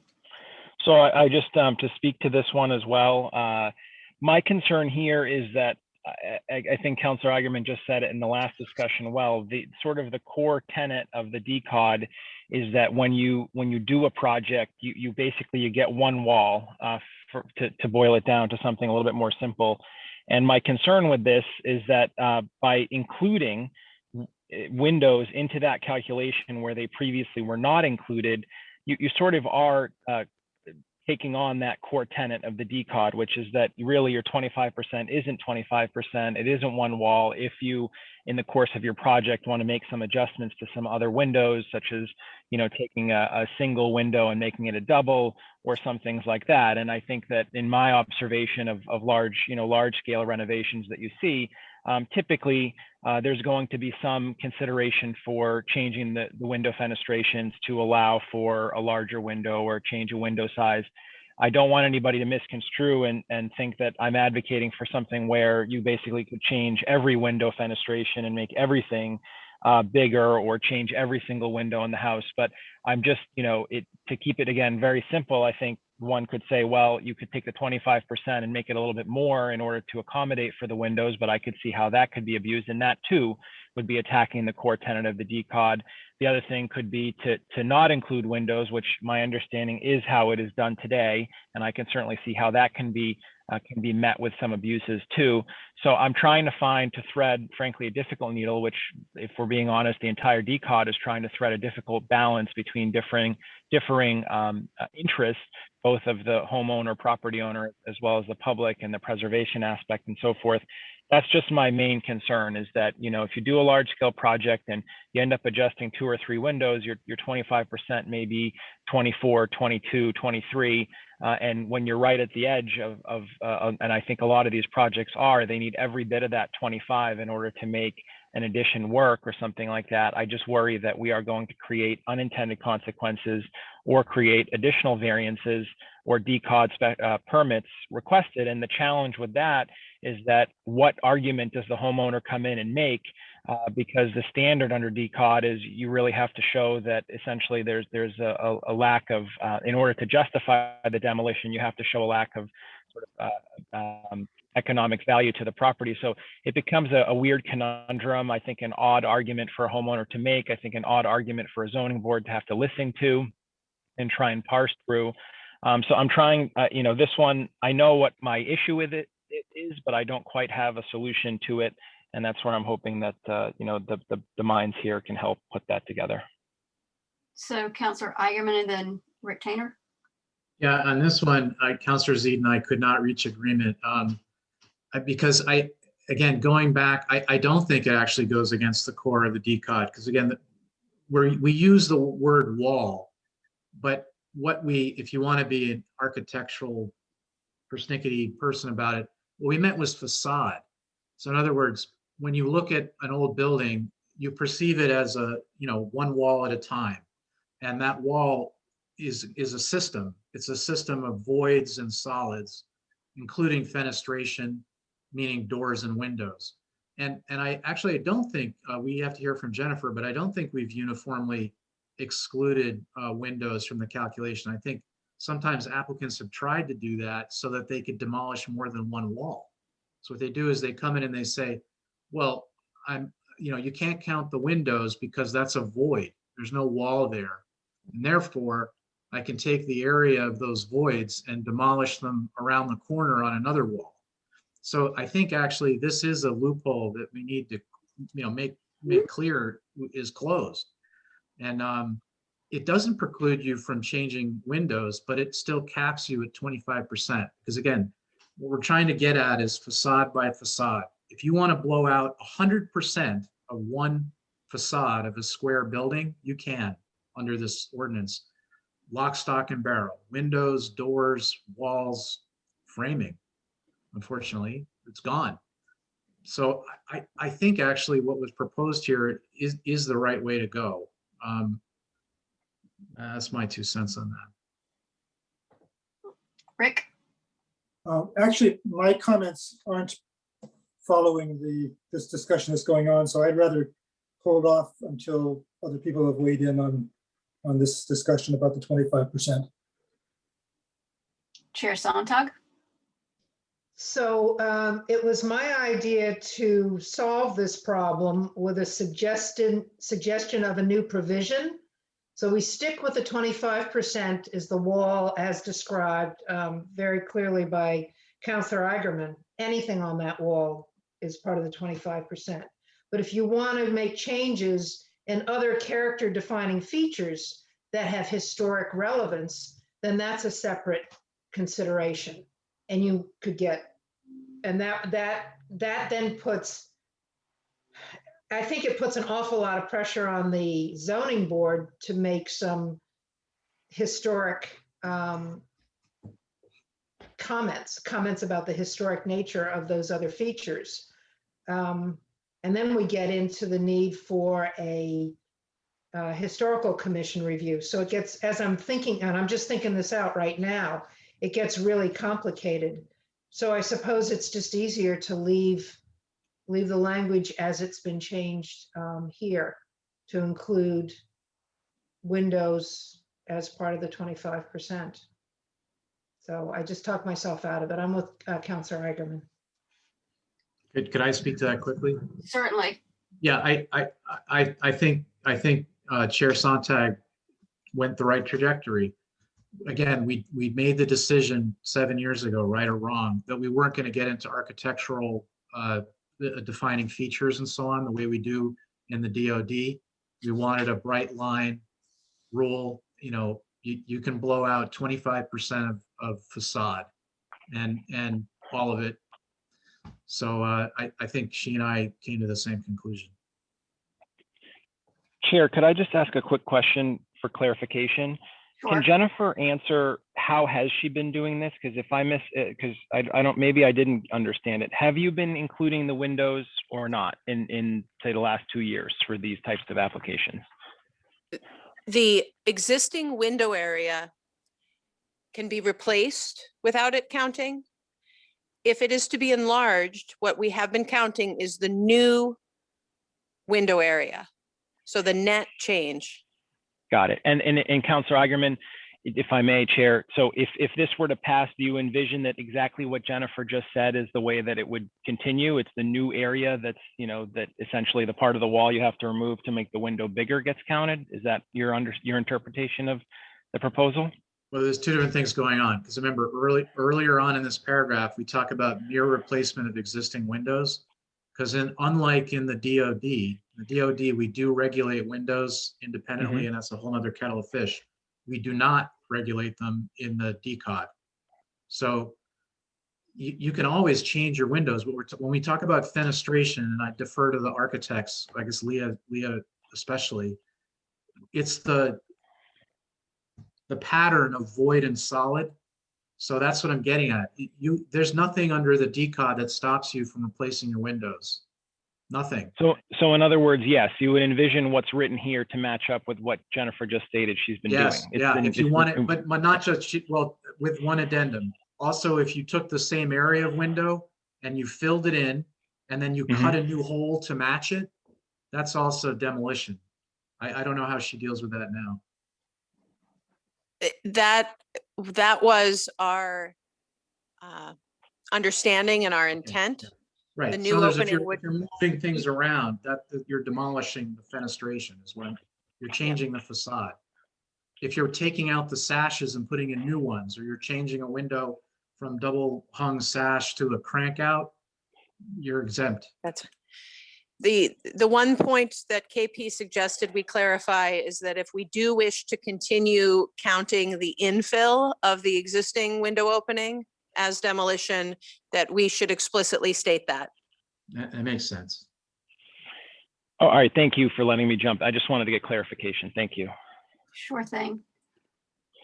I would like to be respectful of the planning board's remaining items on their agenda tonight. So if we could get through the next two and then have public comment and try to wrap this up before 9 o'clock so they can get to the rest of their business. I think that would be a fair compromise. So can we go on to number 7, planning board and ZBA review for operable windows? Excuse me, I think Yes. Rick Tainter had a comment. Did you Oh. want to go forward on something relating to what we were talking about? I think it's minor enough that I can deal with it offline. Okay, great. Thank you. Thank you for calling me on that one, Chair Sonntag. No worries. All right, so number 7, we've moved to it. Jennifer, do you want to speak to this one before we get into it? I suppose I could. This specifically deals with the fact that despite the change that was proposed originally in the ordinance was to allow for an operable window, but it did not address the fact that in order for an operable window to be put in, you would first have to determine that that existing historic window was poor under the Secretary of the Interior's guidelines. And so it still required a variance and a DOD special permit. And I think that there's some in desire to investigate whether that could be done by other means, to not have to make someone go through sort of double permit for the same item. All right. Any comments on this one? I think we've solved the problem that she just mentioned by putting operable windows in the part of the ordinance that is overseen by the planning board, because then we would be looking at everything under our purview, and it wouldn't be bounced back and forth with the ZBA, who would not be cognizant of the quality of the window issue. So I think this fixes that by just putting in operable windows in the DOD, unless I'm missing something here. This is Andy. Yeah, so Chair Sontag, we do agree, I think, with that. The nuance we were trying to point out is just so that everybody's on the same page and there's not any misunderstandings later on about what the council's discussing a change for or adopting as a change. The language here, as you point out, Chair, does allow the planning board, or would allow the planning board to allow a change in the mode of operation in the case of Brian or Fowles, the operability of that window. But what it would, this language here, and we were not trying to address the other aspect of it here in the cleanup language, but it certainly could be added in there or changed, is the current ordinance, in order to get to that ability to apply to the planning board for an operable window in this section, one first has to go to earlier in the DOD section to verify and prove to the board that the window cannot be salvaged. If it's historic, that it cannot be salvaged or restored first. So the only point we're trying to make here is that if you want to allow operable windows, irrespective of whether or not they're historic, you would have to clarify that in here. We were just trying to clarify that operable windows are allowable by the board. You would have to address separately, additional language in here to address the fact that someone would first need to demonstrate that those windows could not be salvaged or repaired first. So that's all. But I don't read it that way. I assume that if we have an application for operable windows, that we would be looking at the quality of the windows that are already there as part of our review, that it's not one thing and then they're not linked necessarily. For example, if they want to replace static windows with operable windows, and the static windows are perfectly fine, but there is a very good argument for operable windows, then we should have the right to say that that's possible. And that's where I get into the issue of how much flexibility is the permit granting authority being allowed here. And I'm afraid I'm opening up another can of worms, but as it's written right now, I guess I need an interpretation. We cannot. Well, yeah, I think I would argue, and I'll leave it to Councilor Agaman, who wrote the original ordinance, but I think the board's hands might be tied a bit by you would not be able to, if the windows are demonstrably historically, relevant and could be restored or repaired, you could then, I don't think it would be inconsistent with the ordinance, I think, for the board to reach a conclusion that you could allow the operable window here because you couldn't first pass that first threshold of whether or not it was poor. Could I suggest a solution?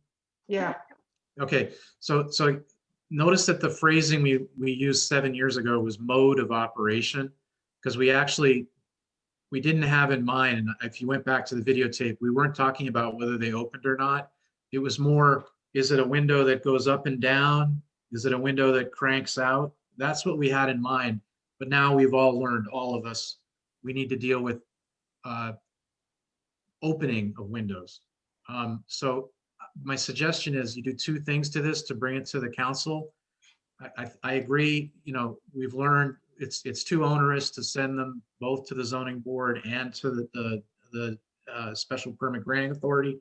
Why don't you just say proposed replacement of windows may include making them operable or opening without regard to their condition under 27 FE or whatever it is, provided, however, such mode shall be approved by the SPGA. Then you're covered. You're talking about opening, and that it doesn't matter what condition they're in. I think, Councilor, that would address the nuance we were pointing out. That either way, it's up to you as policy, but that would certainly address the issue. Thank you, Councilor Agaman. Rick? Yeah, so I understand that change. I guess my concern would be that when you look at the previous sentence, does this mean that the planning board could authorize a currently static window to be opened, but would have to match that openable window would have to match the historic window in its dimensions, configuration, and other general characteristics? And Yes. what I'm thinking about is if, just to look at the obvious case, if you've got a plate glass storefront, does that mean you can't put in an old shoppy window with lots of small panes that would open? That the operable window would have to be essentially plate glass with no framing. Well, yes, that's, I mean, and that's the proposal from Brian is they want to, they've said they want to make it look the way it does. It's just going to open. That's what I understood. That's not what I thought. I thought it was, I thought they had panes in their windows, but. Yeah, yeah, let's not get into the detail on that. No, but I think that's the what Rick's question. So saying yeah, is so- a good guideline to know that it needs to be comparable in look and feel. It needs to look like a 1940s or whatever plate glass storefront. Yeah, but again, we did envision this years ago. The materials don't need to be duplicated exactly. It's basically what we tried to do with Vera Ristorante, but we couldn't get there because they didn't want to adopt the proposed design, as I recall. But I guess my concern is that an operable window, because you typically are breaking it into smaller pieces, Yep. each piece needs to have a frame to hold it together.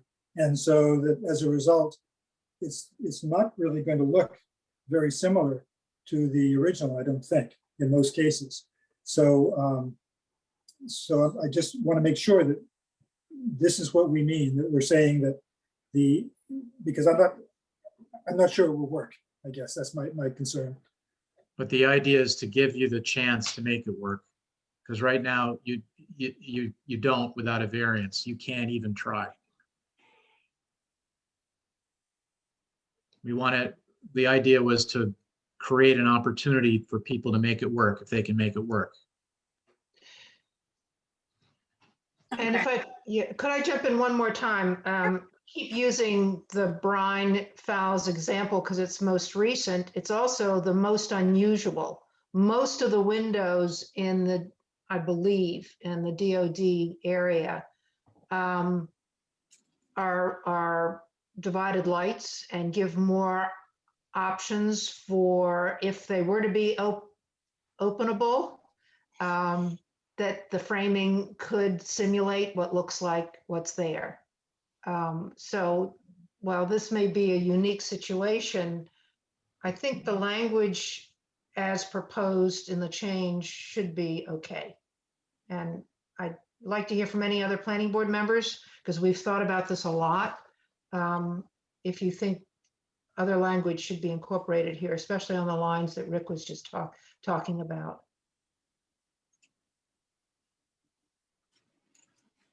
This is Don. Just one comment. I'm okay with the proposed wording. The only thing I would say to all the planning board members, we just better be darn sure we're very consistent and specific when we approve something, because otherwise we'll be opening up the city to a bunch of appeals, in my opinion, and litigation. But having said that, I'm completely for the proposed wording. Okay. Thank you, Don. Councilor Eigenman, you still have your hand up. I took it down. Sorry, I'll take it down. Any other planning board members or councilors who want to speak? All right. Well, I'll just say one thing. I do think we have to be really careful about. We've been very consistent about if the window can be restored, then it should be, and that's been our primary concern. Operability has been a secondary issue. For what that's worth. Thank you, Leah. So just to confirm, there is an amendment to this right now that will reference the condition of the windows. Is that correct, Andy? Is that what you took as a note? That's our understanding, yeah. Okay, good. All right. All right. If there's no other discussion on this one, why don't we go to the last one and see if we can wrap this up before 9. So this one goes to the DCOD DOD, any waivers by special permit versus variance. Yeah, and I believe, I don't know if Wani wants to speak to this, but the question here, I think, was to an early point she had made was, are there any other places in which it might make sense for either the planning board for the DOD or the ZBA for the DCOD to have the ability to grant a waiver or reduction of any of the standards or provisions. Again, this is, this is not, it does happen in ordinances.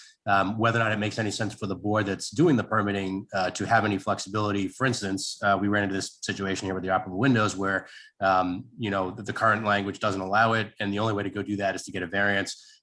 Language could be added for the section or subsections of this DOD or DCOD ordinance or other sections of the ordinance, allowing the board as a special permit granting authority to waive or reduce something that might be considered appropriate. I don't know where those things might be in the ordinance and what provisions you might want to see those in, but that was the question was, do you want to allow any latitude for the board to approve or allow things that would otherwise require a variance? Yeah, I suggested some statement at the discretion of this special permit granting authority, some general statement at the end. But I don't know if legally that is a wise thing to do. And I would ask that the lawyers on this discussion chime in on that, if we're opening up something that would be legally untenable. I'm not the attorney, but this is Andy. I don't see any issue with it legally. To me, it's more just a policy question. I don't know if I could, off the top of my head, think of any clear spot that would make sense here to allow that, other than obviously the operable piece, which we're addressing already. I can't think off the top of my head of any point where that would we'd want to see that immediately anyway. I don't know if Jennifer has anything or anyone else has anything to offer for that. Just to clarify, I was thinking of this as a somewhat catch-all flexibility statement, so that we don't run into problems where we can't hear something or we can't allow it. I think we have it in, well, it's not exactly a special permit, site plan review, or some of the, I've looked for the language where it doesn't, where our decision does not, or where the decision would make the, make it more in keeping with the intent of the ordinance. This is Jennifer. I'm a little reticent to suggest you go down that path because I quite honestly am not sure I would know how to write the determinations. If, I might, if someone's giving me a proposal that doesn't meet a standard, my determination right now would be that it needs a variance. If you have the ability to write a waiver, do I just send everybody to the planning board to see if you'll give them a waiver? And that's my reluctance with it. Yeah, that's what I meant by sort of the legal perspective on it, but it's more procedural. Maybe I'm looking for trouble. I just was trying to give us some more, and ZBA doesn't really have flexibility. It either is or it isn't. But for us, on our various special permits and in the DOD in particular, I was hoping it would give us some flexibility, but we probably don't want it, is what you're saying. I think it opens up more than it solves. Counselor Igerman? Yeah, I was just gonna say, I mean, if you put in a catch-all, then basically you don't need any of the rest of the guidelines. You could just, it becomes, everyone's just gonna skip to the catch-all and say, well, all these guidelines you have about windows or it's all all the diagrams, pages and pages, you can all just wave your hand and get rid of all of it. I don't think that's a good idea. I think we've put in flexibility, and the only place where it's really bitten us is operable windows, and I think we just solved that one. Okay. All right. I mean, that just raised this whole issue for me, and I thought that it might be helpful, but I'm not going to push it. It's fine. Let's drop it. All right. So we did get through the 8 issues. I would like to open it up to public comment, if you're okay with that, Chair Sontag. Yeah, sure. If there are any attendees that would like to speak, I see one hand. Glenn Richards, if you'd like to address the board. Yeah, thank you. Can you hear me okay? Yes. Okay, Glenn Richards, 6 Kent Street in the report, also with the Historical Commission, but speaking for myself tonight, but informed by that position. So obviously on these, I focused on the ones related to like the DOD and DCOD and some of those changes. So in very, very briefly, I won't go over some stuff that I submitted in writing to Chair Sontag and so on. Just wanted to say a couple real quick things. The sheathing removal, I don't see any real problem with that. I don't think the Historical Commission would have a problem with that. On the calculation of the demolition area and the windows, that one, I would agree with Councilor Argument on that, because from what I've seen and things that have come before the commission, it's good to have a review of those larger remodelings. And a review does not necessarily mean a denial. So remember, just because it's being reviewed doesn't mean they're not going to be able to do it. But I think it's a good idea to have those major alterations be able to be reviewed. On the operable window thing, I think it is a good idea to simplify the process. I think the move to fix that problem of throwing it over to the ZBA and stuff, I think that's an improvement. However, the same comment applies, and I think Chair Sontag mentioned it, that the Bryan case was kind of an outlier. There was a similar case on Liberty Street where they wanted to make a window operable, and it literally would look almost exactly the same. So there are cases like that this would certainly simplify. And but I don't really have a big problem with the whole business about removing the restriction about condition on this, as long as those things do get a good review, so that we can see that what they want to do is not going to defeat the whole purpose of the DOD ordinance altogether. I think that's all I wanted to say. Thanks very much. Thank you, Glenn.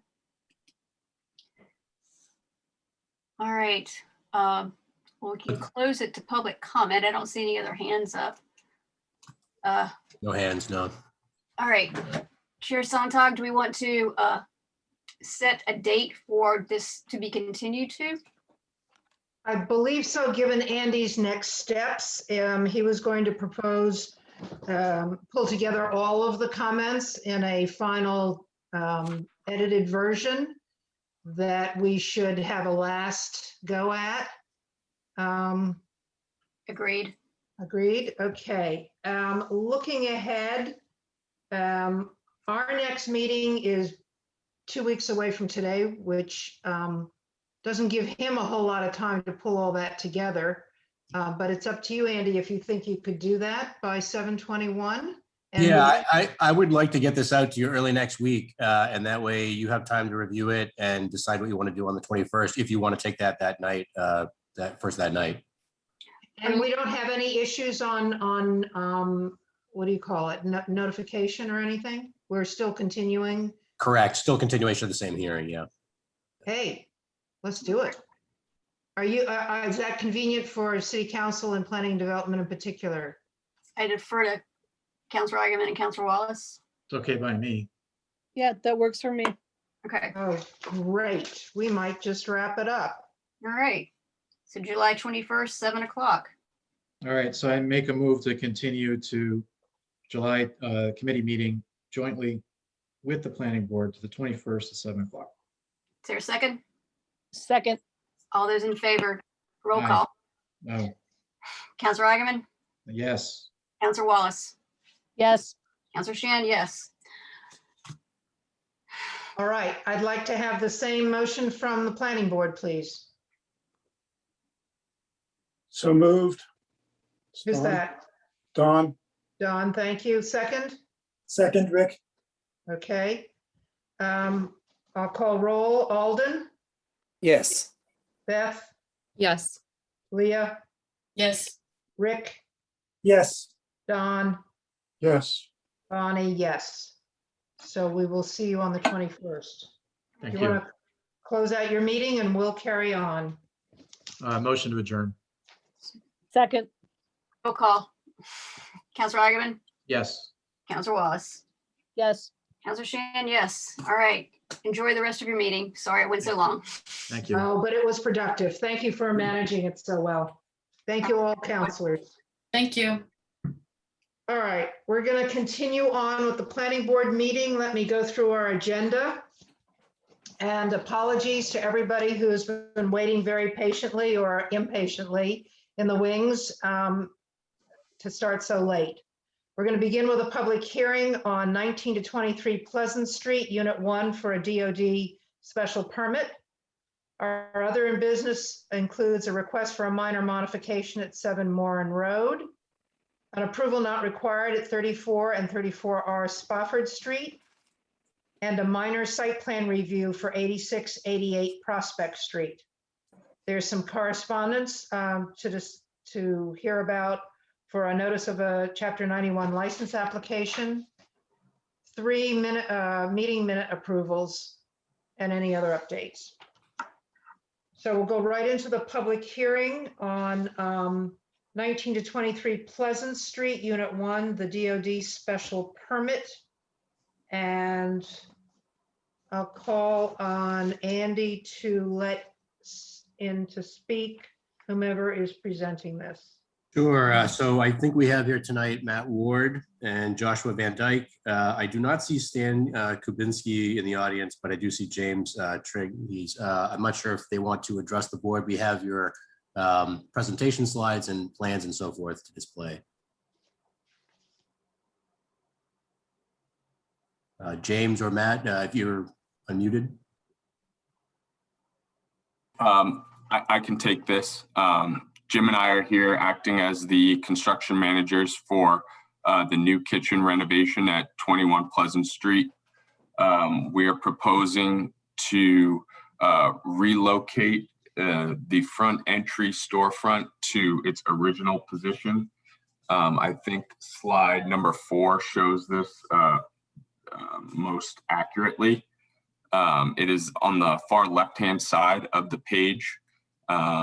We'd like to relocate that door so that it's directly facing the street. It's currently on the, I believe it is the west. Yep. Oh, yep. Right there. We'd like to relocate that to its original position. So it'll be directly facing the street. This has been approved by the National Historic Committee, or the Newburyport Historic Committee. And we'd like to present this to the planning board for approval. We have field measured all conditions, and we will match the left side opening window to meet the right side as well. So we just like to match the condition. And this is for the flow of entry into the proposed restaurant renovation for new kitchen.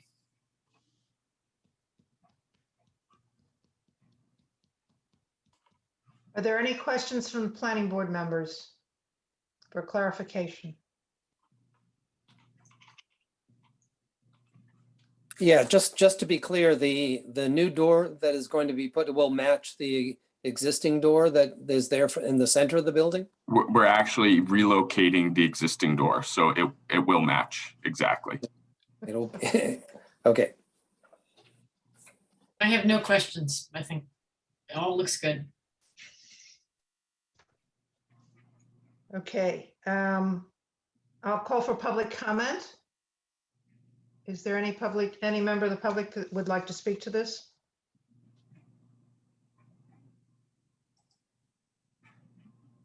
Andy, you don't see anybody? Not seeing any takers, no.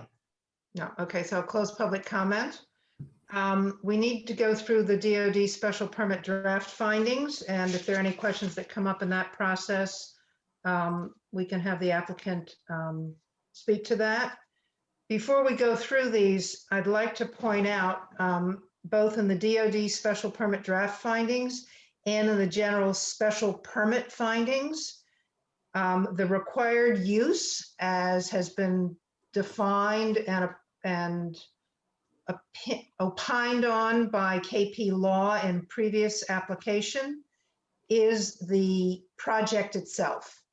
So when it says the requested use is the relocation of the restaurant entrance, door within the storefront alcove and the replacement of the existing door location in the alcove and a window. That is the interpretation. So I hope that's not up for discussion at this point. I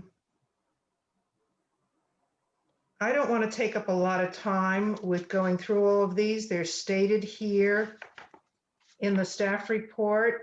They can be incorporated into the decision as stated. Would anyone like me to read through them anyway?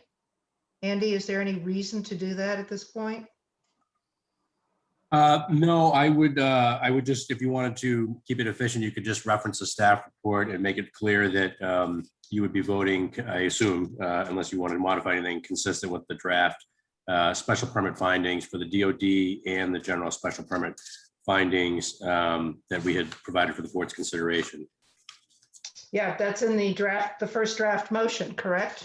Correct. Okay. Before we make any other, take a vote, would the applicant like to say anything else? Or anyone on behalf of the applicant? We'd like to thank you for your time this evening. Okay. So let me have a motion, and please read it as drafted here in the staff report. Who would please make that motion? Okay to do it, Bonnie.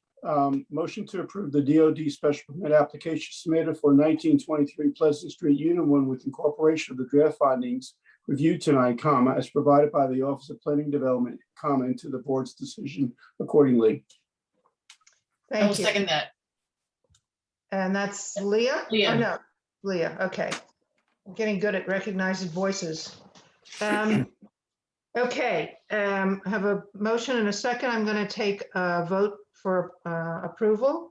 Alden, Yes. Beth, Yes. Leah, Yes. Rick, Yes. Don, Yes. Bonnie, yes. Thank you very much. This was very well designed and presented application, and we appreciate it to allow us to get through it so efficiently. All right. Our next order of business is a request for a minor modification at 7 Morin Road.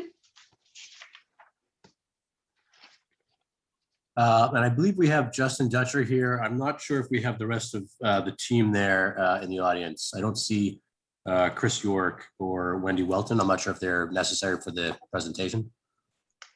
Well, then let's hear from Justin. Yes, hello, thank you. Hi. Are you able to hear me okay? Sure. Great. So yeah, this is Justin Dutcher, the property owner. I did let the architect and engineer know that they could go ahead and get on with their evening, just given the late hour there. So I'm happy to present this to all of you, and I thank you for your time. Very basically, we're looking to add a small four-season room off the back of our home into our backyard, and where an existing deck is located now, and then build a new deck alongside that new room across the back of our home. And in order to do the new deck, you can see in this site plan, there's some infiltration system that we need to relocate so that it's not beneath the new deck, and the structure can go into the ground there. So I'm happy to answer any questions. And there's also some drawings from the architect, I believe, that you all have as well. Yeah, could we just pull those up and walk through them, just show us what's happening? Sure. Andy, can you move us along, please?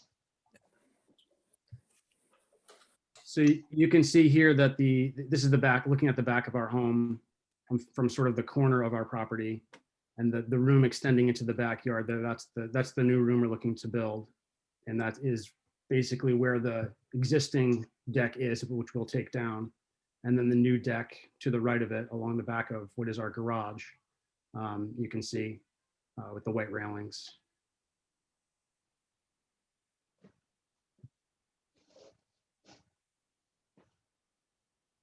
This is looking at the side of our home.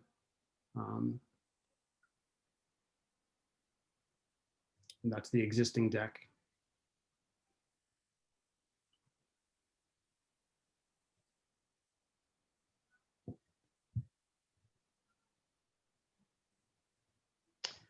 And this is from the other side of our home. Right. So we're in the Oleo Woods neighborhood. We've been in Newburyport for about 16 years now. And this is what we consider to be our forever home. And, really just living all together for the past year, I've realized we need a little bit more getaway space on our first floor, which is this sort of open floor plan. So that's what we're looking to create for ourselves here.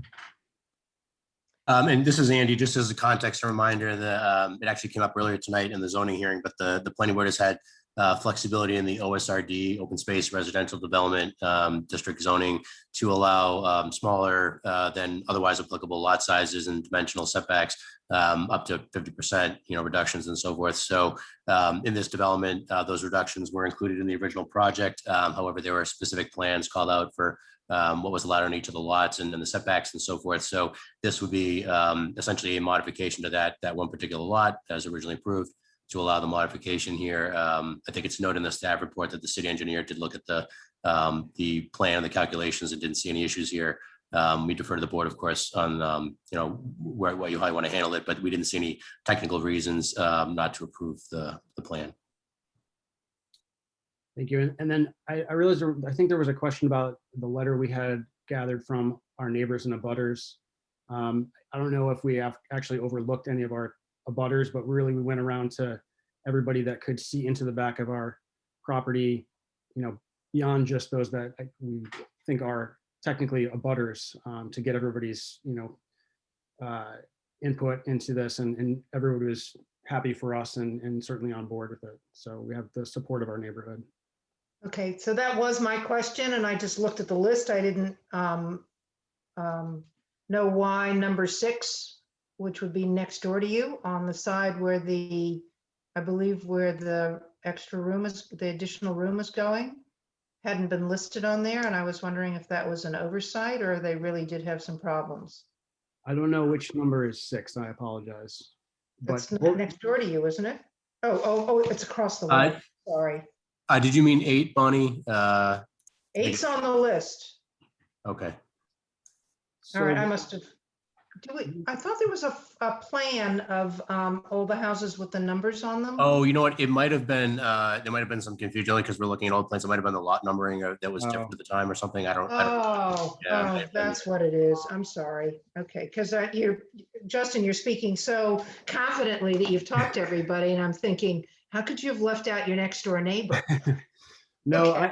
I was looking at the definition of a butter, and I guess maybe our neighbors across the street from us on the front would maybe be a butters, but they don't have any. I mean, and we're certainly happy to get their support, but we didn't think they had any sort of dog in this fight because it isn't something they could even see from their property. They can't see it, and we regularly talk about things that are visible from a public way to the people who are abutting that way. Yeah. Okay, no, we're good. Nobody raised any concerns, and we went around and talked to everybody and showed them all these plans and walked through what we were intending to do, and everybody was happy for us. So can I just ask the question, why wouldn't we approve this? Is there any reason we wouldn't approve this? Well, this is Don. I mean, one reason I could see we would not approve it, and I'm for it, but just to set the record straight, I presume if the lot coverage exceeded dimensional requirements, we would not approve it, right? But apparently all the calculations have been done and it's okay. No, well, I think you were asking a hypothetical. If not, I apologize, and I was providing a hypothetical answer. Yeah, yep. I mean, the other question to ask, I thought you were going to ask, is this a minor or a major? Because we have to make that decision as well, modification. Well, if we can't even come up with a reason not to approve it, I can't imagine it would be major. Well, it could be major. We could still love it, and it could be major that's, going to affect all the neighbors or something. We're tired. I think we're making things up. We're trying to stay here. We love each other so much. We want to think of things to talk about. But that's not to discount your question. Thank you, Leah, and Don, for your response. Anybody else? Yeah, the only item I would throw out for the board's consideration is, I understand the city engineer has reviewed it and the drainage, and, when this came up, there's a lot of discussion on drainage. There's a bit more impermeable area. My sense is it probably slopes away from the house into the existing abutters. The only thing I would talk is where they're relocating the drain field is that someone from the city's engineer's office, before they covered back up, just confirm that what they said they're going to build, they built. So Isn't that calculation's standard fine, hour? they're saying. Yeah. And how do we know they're going to build it that way? Yeah, so just to clarify, if the board wants to, you can incorporate as a amendment to the possible motion that you wanted prior to backfill of the system, that the city engineer or assistant city engineer verify its installation, proper installation. That we could add that to it if you'd like. Up to you. Yeah, I mean, I'll just throw it. Otherwise, that's the only thing I could possibly suggest, Bonnie, and the rest of my fellow board members.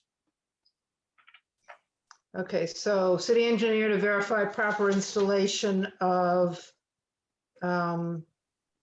underground infiltration. And we would understand that to be part of the motion to approve if that's the case. Yeah, that's where I'm writing it in. So we've got a 3-barreled motion to deem it the request minor, to approve it, and to include this additional wording. Anything further from anybody before we go for the motion? Can I make a motion that includes all 3 of your points as stated? Sure. Do I have a Okay, so second? done. I'll second, Alden. Okay, and I'll call roll for approval. Alden, Yes. Beth, Yes. Leah, Yes. Rick, Yes. Don, Yes. and Bonnie. Yes, you are approved. Thank Justin you very Dutcher. much. I You're appreciate your welcome. time. Thank you. All right. Trying to find all my pieces of paper here. Approval not required, 34 and 34R Spofford Street. The moving of a lot line. Andy, are you going to just walk us through that real quick? Yeah, we do have Jim Connolly here, but Jim, if it's all right with you, I think it's pretty straightforward. Sure. Yeah, let him, it's okay. Jim's here. He's waited all this long time. Please present. Me? Yeah. Well, yeah, okay, it's actually very straightforward, as you can see. What's happening is there's a well on the property on 34R, and the owner doesn't want the well, but the owner of 34 does. So this little jag was just created to move the well to the ownership of lot 34. Both lots end up the same size, and obviously there's no setback issues that have changed, except for the setback created by the new lot lines, and those setbacks are much further than the required minimum setbacks. So otherwise, nothing changes. It's just to move the well to a different owner. I don't know if anyone has any questions, but Any questions, anybody? No. No. As straightforward as presented. Good. Okay, I need someone to make the motion as drafted. I'll make the motion as drafted. Okay, second. I'll second, Alden. Thank you. I'll call roll for approval. Alden, Yes. Beth, Yes. Leah, Yes. Rick, Yes. Don, Yes. Bonnie, yes. Approved as requested. Thank you very much. thank you. All right. Minor site plan review for 8688 Prospect Street. I'm wondering who is here to present for this. Yeah. Go ahead. Is that Blake? Go ahead. No, this is Blake. So Doug with Finneran and Nicholson will be he will be our DJ for this one. My name is Blake Wilcox, 10 Harrison Street, owner of the property. I also own the Joppa Group in the South End, but Doug will be our walk us through this one. Madam Chair, members of the board, good evening. Attorney Douglas DeShane from Finneran and Nicholson are here this evening representing Blake Wilcox. Also with us this evening, Stephen Sawyer from Design Consultants, Inc., and Matt Langus from Scott M. Brown Architects. So we do have our engineer, our contractor, and our architects with us here this evening. With the board's permission, I'd like to do a quick overview of the project based on the presentation I submitted. And then I will let Mr. Sawyer walk you through the specifics of the proposal. And then lastly, Mr. Langus can provide some comments to you on the architectural plans. And then again, with board's permission, I would wrap up with a discussion of the site plan review criteria and why we meet it. Andy, do you have a copy of the PowerPoint presentation we submitted? Yeah, I'm sorry, just to verify, did you send that? Was it posted to the website? Did you send that? When did you forward that to the office? I sent it earlier today. We made a revision and I resent it earlier today. Okay, give me one moment. It doesn't look like it got provided to us in time, but hang on one second. I'm sorry. That's quite all right.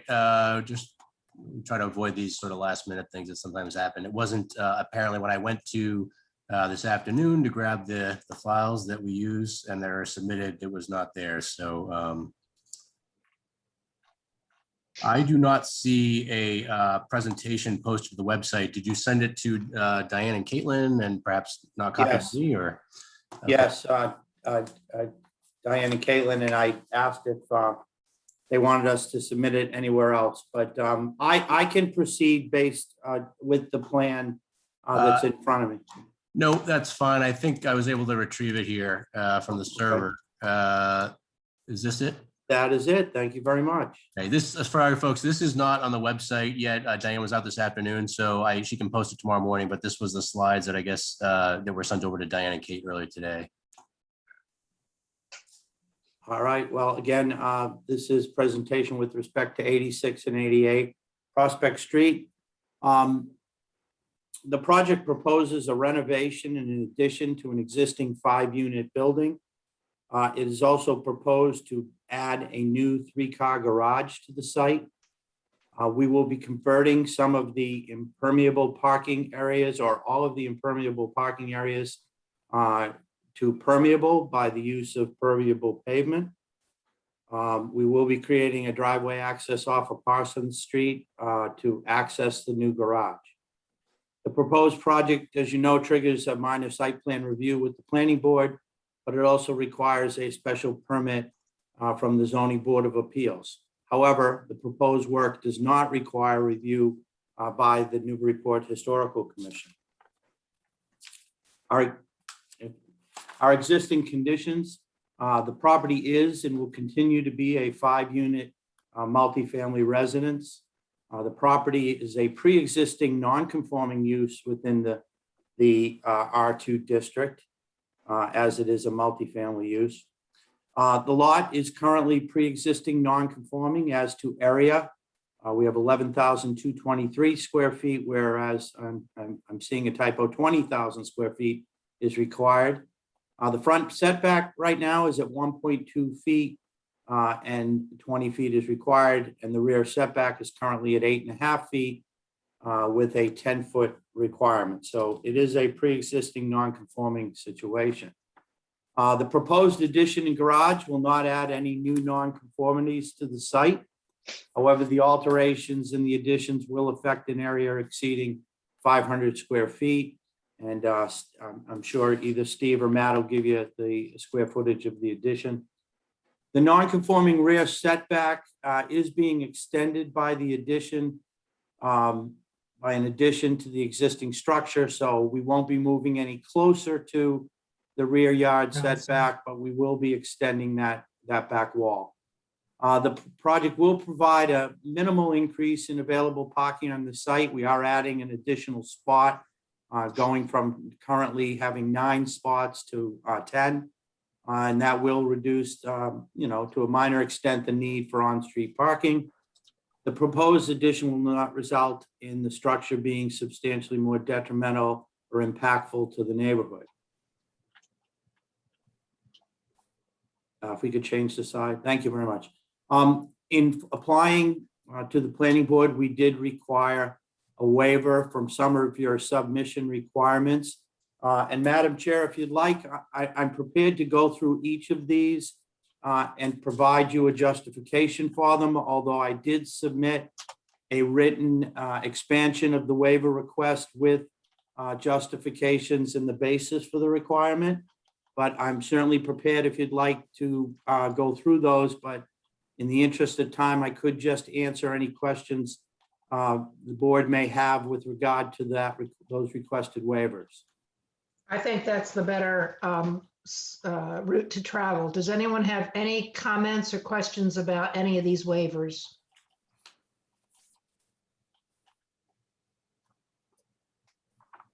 I'll just ask really quickly. So the reason you want a waiver from the lighting requirements, whatnot, is because you're not providing any additional new lighting outside? Is that an example of why you're requesting a waiver?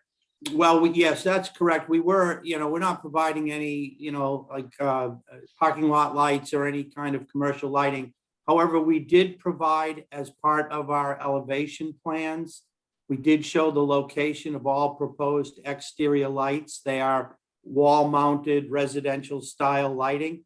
And we did provide a cut sheet of the proposed lights themselves. So we haven't done a formal lighting plan, but we did provide elevations showing the locations of all the lights and the actual fixtures to be used. They are a residential shielded, low glare lights. So they are low impact lights. And you've provided these to the planning director, and the planning directors basically approve them, or why is it that, is that true? No, I have not reviewed those, no. Okay. Yeah, Leah, this is Don. I had a similar comment on the lighting. I guess I'm not sure your question was answered, and that is, are there incremental lights being added to the structure, irrespective of what I believe would definitely be incremental lights that are located on the proposed garage? And I was hoping the applicant could answer that question. Yeah, I do share a concern about there being too many lights added. All right, well, let me move on to the, when we do the discussion of the elevation plans, we can provide you, we can point out to you where the lights are being proposed to be placed on the building. And again, we can discuss the light fixtures that are proposed. If that's okay with the board, I'll let Steve go through the details of the lighting. But what the purpose of the waiver was not to have to do a photometric mapping or lighting plan for the site, given that it was a residential use. Understood. And I have a question. Did you remove the request for a waiver for landscape plan by a registered landscape architect? No, we did not. Not on this list. Not on the list. I apologize. It was on the list, the written list that we provided with the justifications. The answer there with respect to the landscaping plan is that we're not proposing to modify much, if any, of the existing landscaping. We are proposing to put a row of arborvitaes, and it is shown on our site plan. We are proposing a row of arborvitaes along Parsons Street. But other than that, we're not really proposing any significant changes whatsoever to the landscaping. We're not going to be removing anything of any significance, and we're not proposing to add anything other than the arborvitaes. And again, we have shown that in the proposed fences on our site plan, which was done by a professional engineer. So we were asking for a waiver of a landscape design plan. Thank you. If we go to the next slide, and then I'll, so this is just, as you know, an aerial view of the site. You can see that the project is located at the corner of Parsons and Prospect. The house is essentially pushed to the end of the lot that fronts on Prospect.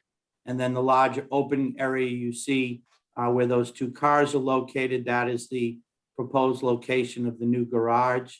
And then I just want to finish up with just a few photographs of the site so that the board can sort of be familiar with the building itself and how it sits in the neighborhood.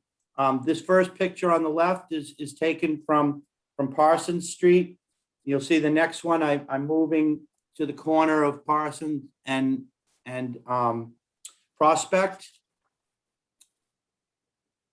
Andy, if you could, thank you. And this is continuing down Prospect, so you can see the frontage or the building as it faces Prospect. And then the second picture is just a little farther down Prospect. Wanted to give you an understanding of the street view. We could go to the next slide. This picture is just a close-up of the corner. You can see it has kind of a unique infill area there, entranceway. And then the picture on the left is as we start down along Parsons. And then I think the last set of pictures, the first picture is the existing parking area off of Parsons. And that picture is taken of the side of the building from the parking lot itself. And then the last picture is taken from Parsons, looking into the existing driveway where the garage is proposed. If you go to the next slide. So if you would, Steve, could you give us a quick overview of the site plan and what's proposed here? Sure. Can you hear me out there? Yes. Yes, sure, Steve. Great. Okay. So actually this Summit Surveying, Charlie Brennan did the existing conditions plan here. And as you can see, look, running down Prospect Street, running around the corner, there's an existing curb cut for the small driveway off of Prospect Street. As we work our way around the corner, the sidewalk actually has been fairly recently redone with tactile warning strips at the corner there at the crosswalk. So actually one thing is the DPS is signed off saying they don't need new sidewalks here. They were recently done, recently repaired and refurbished. So as we run down along Parsons, there's a larger curb cut on Parsons Street for the access to the existing parking today. This the plot plan here shows the layout of the new garage. The new garage, I believe, is it's about 790 square foot footprint. And then also you can see the addition that kind of fills in the area on the back left corner of the structure itself. And I believe that that addition is around 670 square foot footprint. I think Matt from Scott Brown Architects will review the additions, the addition to the house in greater detail. If we could flip to the site plan, that would be great. Can we zoom in at all there? This one's a little, there we go. That's helpful. All right. So one thing that Blake is doing here is basically all of the hardened surfaces on site will be removed. So any concrete and pavement surface will be removed. There'll be off of Prospect Street, there'll be an area where you see the car park. There's a parking spot there. Now, the pavement, that area will be actually bituminous, it'll be permeable bituminous pavement, which is highly permeable. And then there'll be a gate. And then beyond that, there'll be an area of permeable pavers, which is more decorative. That gate, so these two parking spaces will be kind of multi-purpose for this unit. It's a tandem parking spaces, so two spaces for one of the units. It's a 5-unit building. So this area could either use for parking if need be, or could be used as a useful patio space. So it's kind of a multi-use purpose there. So as we're working our way around Prospect onto Parsons, as far as the sidewalk there and the entry into the building, you'll see, on Prospect, that'll be all permeable paver up to the stairway. As we work our way around onto Parsons, you'll see there's a new infill of permeable paver, which is a patio, permeable paver patio area. In between the sidewalk and the patio, there'll be a row of arborvitaes to give some privacy, along with, I believe that's a low fence. I think that's a 3 to 4 foot high fence along Parsons Street. As we work down along Parsons, there's an existing, you can see the curb cut. We are not going to change, we're not changing the curb cut, we're maintaining the curb cut as is. Now, there'll be a 3-car garage proposed, along with additional space to the left of the garage. So there'd be basically 4 cars across there, and then enough room for another car parked in front of the garage, between the garage and the sidewalk. So basically we have five sets of tandem spots with a total of 10 parking spaces provided, which I believe is one more than is required by zoning for the site. And as we work our way around between the garage and the existing renovated building and the proposed addition, there'll be a landscaped area. There's going to be a large landscaped area throughout, around the, open space area. Now, Blake's not sure, he's kind of going to finish it out, as we go. I think Jennifer was concerned about what we're going to do out there. Whatever we're going to do is going to be permeable. If we added patio, it would be permeable paver, so it wouldn't increase any impervious area. So what I guess she was concerned about, okay, she didn't want to see this whole area, a sea of permeable pavers. So I think what was agreed to was in that area, the hatched area. It's a little hard to see the hatching on this. It was easier to see on the original PDF file I submitted. But that hatched area, there'd be a maximum of 1,200 square feet of permeable patio area. And the remainder of it, or the remaining area would be either lawn, planting beds, or landscape area, gardens or gardens. So that, I think Jennifer was comfortable with enforcing that as far as the overall open space landscape area surrounding the building.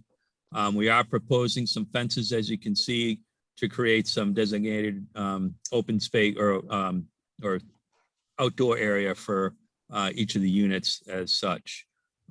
So that is that there. Now, one thing is what Blake has done here is we've overcompensated. We've actually provided ripped up pavement, provided permeable surface for stormwater purposes. So we really, with that alone, will reduce the stormwater. But one thing that I noticed on this site was there's a low area, kind of a lower area in the back upper left corner, where we have the new addition. So we have the new addition that's additional impervious. And unfortunately, that drainage area, that doesn't drain to either Parsons or Prospect Street. So even without the Caltech chambers, we're reducing the stormwater. I said, okay, we got to be careful about what happens in the rear corner of the building. So what I've done there is added a dry well, added dry wells for the new roof area of the proposed addition.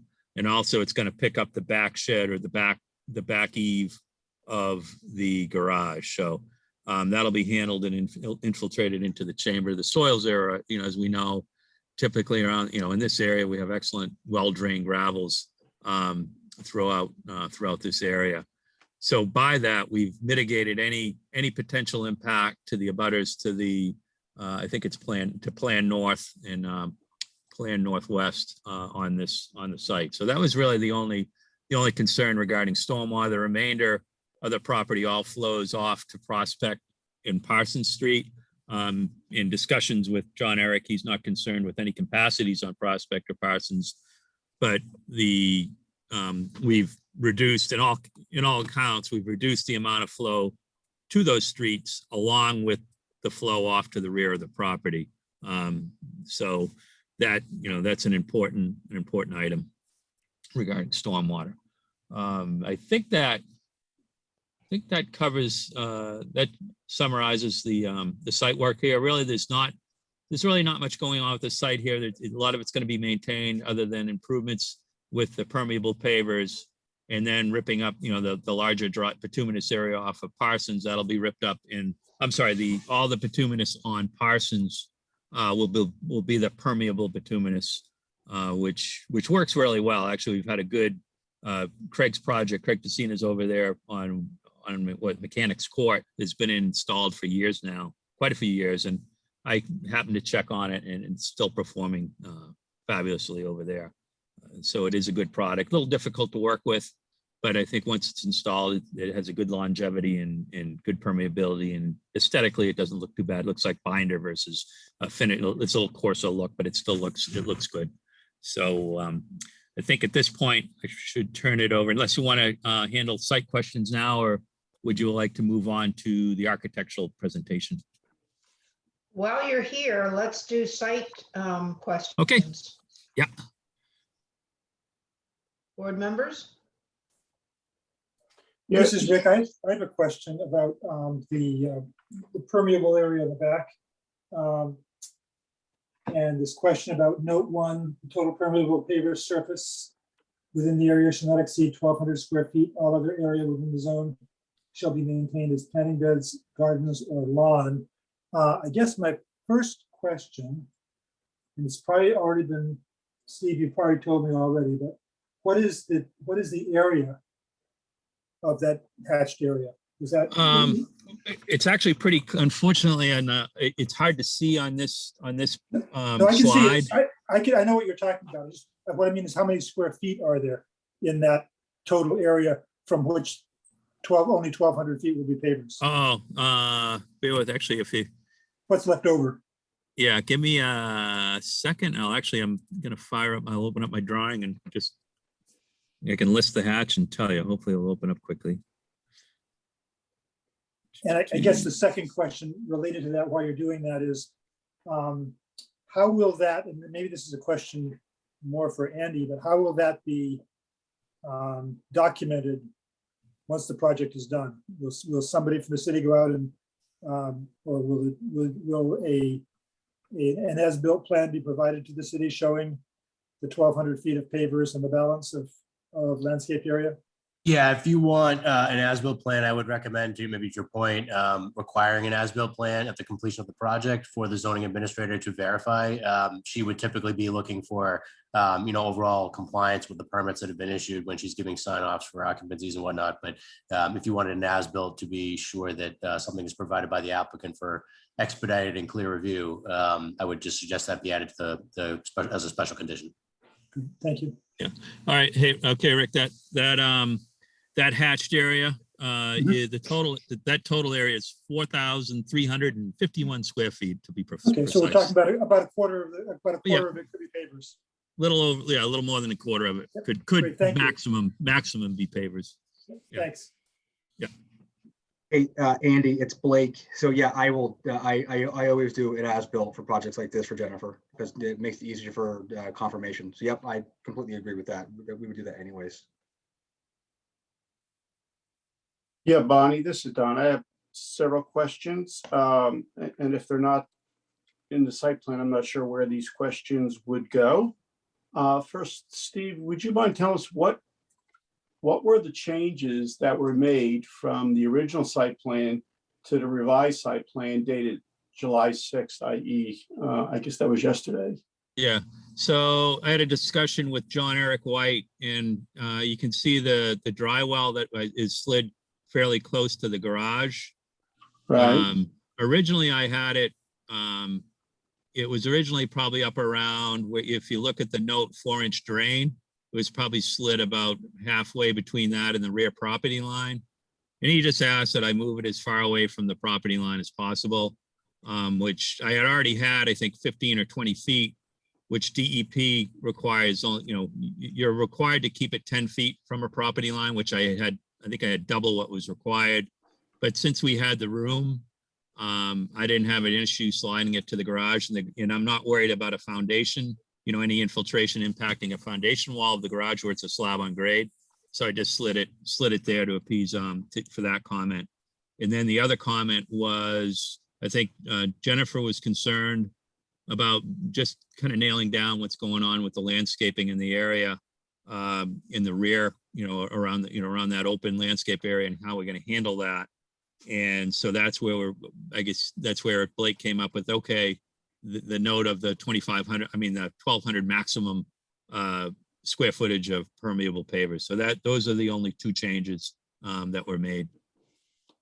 Okay, I did notice in the comments by the city departments that there was a suggestion to replace several trees. If that suggestion has been accepted by the applicant, where are we going to put those, on this plan, or is there a landscape? I don't think there's a landscape plan, right? No, I could Those are add. along the sidewalk, actually, right? Yeah, Okay, so they're not part of this. Okay, they're on municipal property, Andy. It's not relevant to this application. Yeah, so that ordinance provision and the comments that came from the tree commission, those are typically the ones you get from Jamie Tupelo or DPS for sidewalks, and the street trees are for the public right of way, but there are provisions called out in the ordinance for both the ZBA and the planning board to look for. So in this instance, the recommendation from the tree commission was to address, I think it was two replacement of 2 trees along the streetscape itself, not within the site, to your question. So Andy, just for my own edification, so these comments how is this relevant to this application? I'm confused. The tree comments, you mean? Yes. Yeah, that's so just as context for everybody, a reminder, the ordinance was amended a couple of years back to require both the planning board and the zoning board of appeals, when reviewing projects, special permits, variances, and site plan approvals, to look to the conditions of sidewalks and street trees abutting the property, and if there's any upgrades that are appropriate, to essentially incorporate those by reference in the decisions. And so in this instance, in the typical protocol has been to obtain that feedback from DPS, Department of Public Services, with respect to the sidewalks, and then with respect to the trees, the tree commission and tree warden over time have provided comments. More recently, the tree commission chair has been the more expedited way of getting that feedback to the board.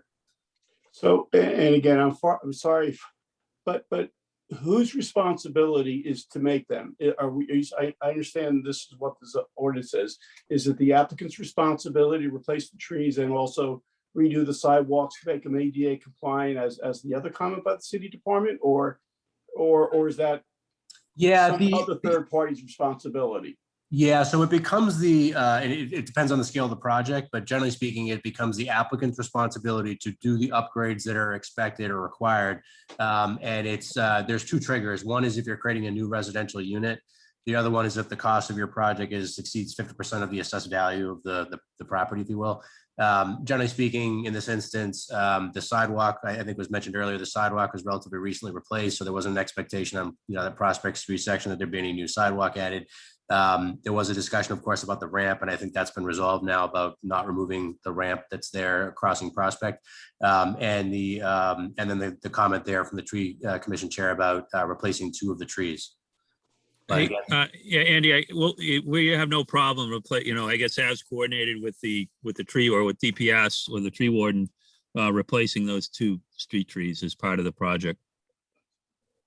I think it's in, but Blake, I'm sure he wants decent trees in front of his project also. So he'll agree to do that. Right. Yeah. So, and Don, that's just it's just a city council expectation that the planning board and ZBA, when reviewing projects, will incorporate whatever upgrades are appropriate or improvements are appropriate, recognizing that the policy, I guess, was that if substantial redevelopment or improvements are being made, it's not unreasonable, especially given that construction might be crossing the sidewalks, to make sure the sidewalks are in decent condition, and that the street trees are in good condition as well, or that if there's additional ones that are needed, that those be planted. And that's why the board has seen and will continue to see recommendations from the tree commission and or Department of Public Services. Okay, I know we talked about lighting, so I'll defer that to later. perhaps for some of the other planning board members to address. The only other two comments I have, and again, perhaps I'll defer to some others. When I take a look at this perimeter around the building, it seems a bit hard in the sense there's a lot of pavers and et cetera. And I would have thought that someone would have wanted to soften up a bit. But again, if no one else thinks that way, yeah, that's fine by me. And then the last comment I have is, I don't know if you all noticed, there was a dumpster there. And, generally when we're doing site plans, we show where the dumpster is. And I saw one of the photographs. If in fact this is a private collection, where would the dumpster be? Before I thought that was visible from the street. So again, if my other planning board members are okay with all this, or, I'm surely not going to hold this up for those comments. And Steve, thank you for submitting the stormwater permit, and more appropriately and importantly, in my opinion, for stamping it as a registered professional engineer, state of Massachusetts. So thank you for doing that. No, you're welcome. I've got nothing else, Agreed. Bonnie. Don, I think you raised a really nice point about it being a really hard edge all around the corner. I would like to just ask if there's any room for more vegetation or something soft. I mean, there's the arborvitae, but could there not be more on Prospect Street?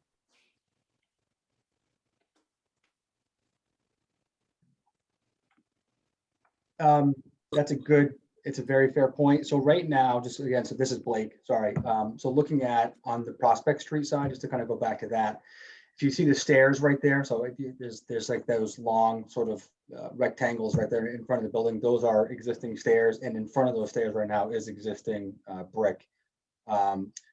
We are the only brick we're really adding to the Prospect Street side is just that stretch going to the parking area. So certainly we did keep a very large kind of what we're calling kind of soft barrier there between the house and the brick, which is that kind of like that large sort of white rectangle right there, just south of the car in the plan view.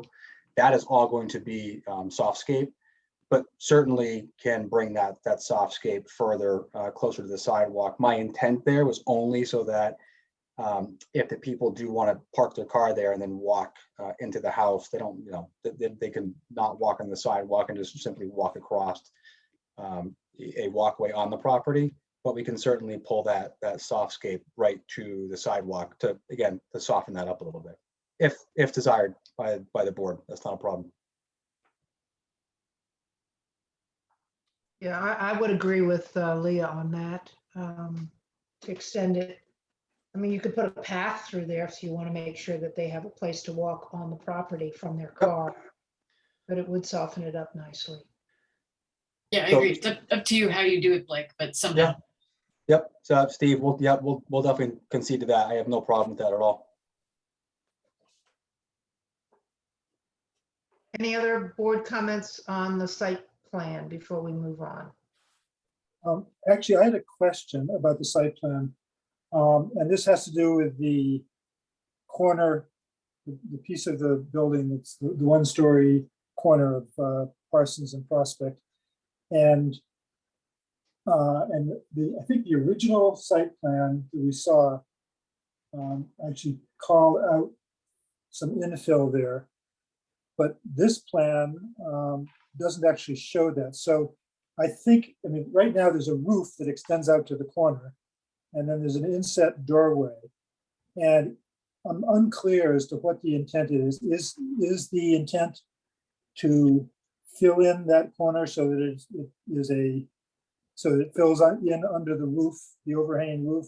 And if so, why doesn't it show on the site plan? I guess that's my kind of basic question. Actually, I think, Blake, maybe you can confirm that. I believe the sidewalk now is the city sidewalk kind of extends beyond the property line, the one, in that setback up to the corner. Is that correct? No, so under that overhang right there at the intersection of Parsons and Prospect, where we have sort of the what we're calling the old storefront entry. Yeah, good catch, by the way. Yes, there is an overhang there. And on the site plan, it's right there. On the site plan, I believe it shows it being infilled. However, on the architectural drawings, we are not. I think this was a bit of a, I don't know if it was a miscommunication or maybe a misidentification. As part of this current proposal, we are not modifying that entry alcove right there. Oh, so you're not putting it in? Is that the case? Correct. For now, we are not filling it in. So does that mean you don't need the variance for the front setback? The special permit for nonconformities for extending an existing front setback? Not for the front, no. For the rear, yes. Okay, because I know that was one of the questions I had earlier, is where was the front, because it's recorded on the information that we have, that there's a requirement for a front setback special permit. So you're keeping that existing storefront, I mean, not necessarily the storefront, but the inset, the way you have it there.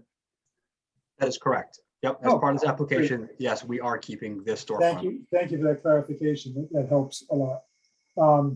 I had previously raised the issue of the tip down, the handicap ramp at the corner, and I really didn't see a reason for it to be removed, and I'm glad that DPS has come around on that, because I think that's an important thing to keep there. And I guess the other question I had is on the back to the front, where we were talking about before with the we were talking about the hard edge and trying to keep some soft scape there next to that parking space. I'm confused about on the site plan. What is that white rectangle that you referred to next to the stairs? Yeah, that's a good question. So that's going to be like a garden bed, some sort of garden, not these bushes, but it'll be like low water plants, something that's low maintenance greenscape. Whether It would it's help to garden. show that on the plan, because I thought it was a building. I thought it was structural. I don't think it's indicated on the plan. I wonder if perhaps it's color coded. Hang on, I have the original document here. Yeah, I think Rich just pointed out that the plan just doesn't label that area clearly, so it looks like it's just not clear, that's all. Yep. And I think that's why we will label might it. have thought it was very hardscape, because it looks like a structure, but it's really a continuation of the same thing you have there pretty much with the shrubbery, right? Correct. Yeah. So you're talking just below, just to the left of that car, where the car. Right below the car, right? Yeah, that's all. Yeah, that's all. That's all planting. Yeah, so I think it would be helpful to show that. Yeah, we can label that. So it's not really as hard as it looks. There's some bricks in front of it, but it's basically a similar condition to what you have today. Correct. Understood, Rick, but they've also said they would add to that. Yep. Yeah, we're going to extend that out to the sidewalk itself. Yep. Or do Great. something like that to make that space larger, whatever. Yep. Not a problem. Great, thank you. Anyone else with questions on the site plan before we move on?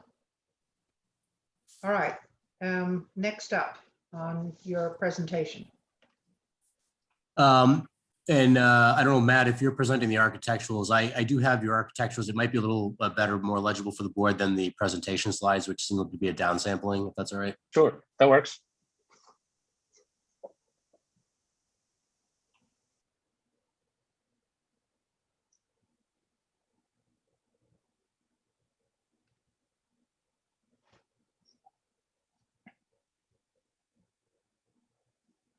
Okay, great. Good evening, everyone. Matt Langes, Scott Brown Architects, 38 Madison Street, Amesbury, Mass. For the record, my presentation is fairly short, so just want to quickly touch on what we're doing with the existing and proposed. We're proposing, basically what we're doing is stripping the exterior of the tired materials and adding an addition that complements the existing, and eventually, restoring the aesthetic by using better quality products. So what we're planning on doing is keeping the style of the 6/6 windows. So we're maintaining pieces of the original character, but what we're going to do is replace them with aluminum clad windows. We're also replacing the existing siding with a pre-primed hardy plank clapboard. We're also using architectural asphalt shingles and introducing charcoal gray standing seam metal roofs at the new entry locations. The existing first floor additions are highlighted by a little bit of a subtle change in siding and color, where you're going with a pre-finished shingle there with a 5.5-inch exposure instead of the clapboard. The addition in the rear, which is just over 620 square foot footprint, designed to complement the original structure. So what we're doing there is extending the hip roof, maintaining the 6/6 style windows, and then preserving some of that aesthetic look of the clapboard siding by wrapping that around. The hip roof, the window style, and the siding are all pretty consistent with matching the aesthetic character of surrounding neighborhoods. So there's examples of this pretty much up and down Prospect and in Parsons as well.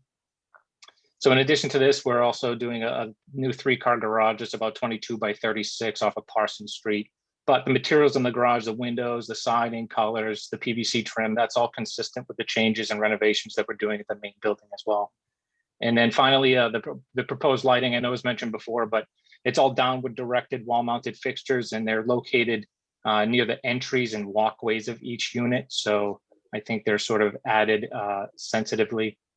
That really concludes my portion of the presentation. I'd be happy to answer any questions, but if there are none, I turn it back over to Doug. I had a question about the garage. You said the materials are compatible. Specifically, are they the hardy board and what you're putting on the house? Exactly correct. Yeah, and the shingling on the roof, same. Correct. Okay. And that's what I'm looking at here. So we're seeing the windows with the divided lights mimicking the house. That's correct, yes. Okay. Anybody else? Just to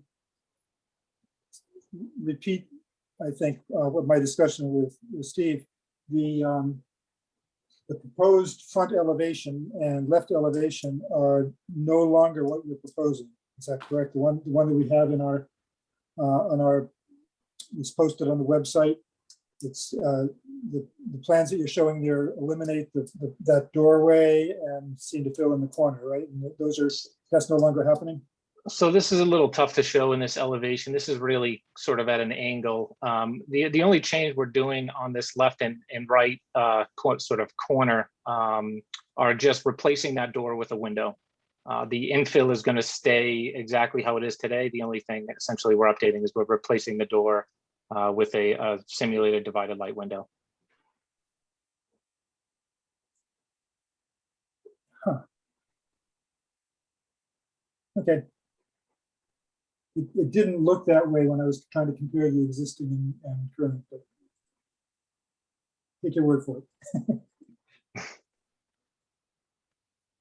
Do you have anything else, Rick? I guess the only other question I have, and it's a more general question, relates to where we stand in the permitting process. So I'll save that for later. Yeah, we'll get to that. Yeah, we'll get to that. So is there any more of your presentation then? Yes, Madam Chair, Attorney Duchesne. Yes. I was prepared to go through the minor site plan review criteria and to provide the board information as to how we are satisfying that criteria.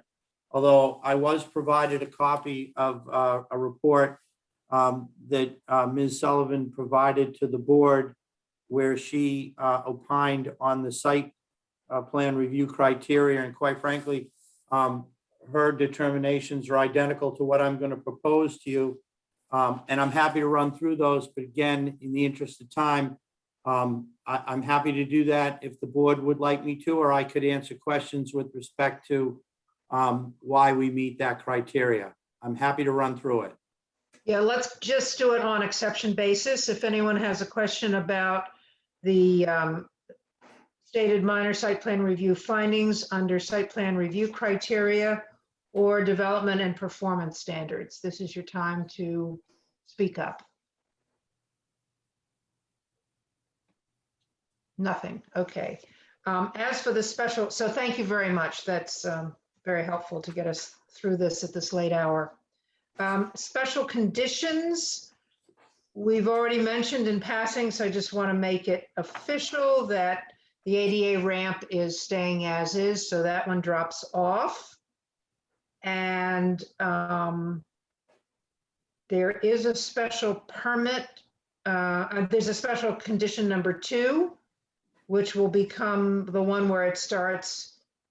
the applicant shall install the replacement street trees, and it should be more specified according to what the actual wording is of the tree commission chair's recommendations prior to the issuance of an occupancy.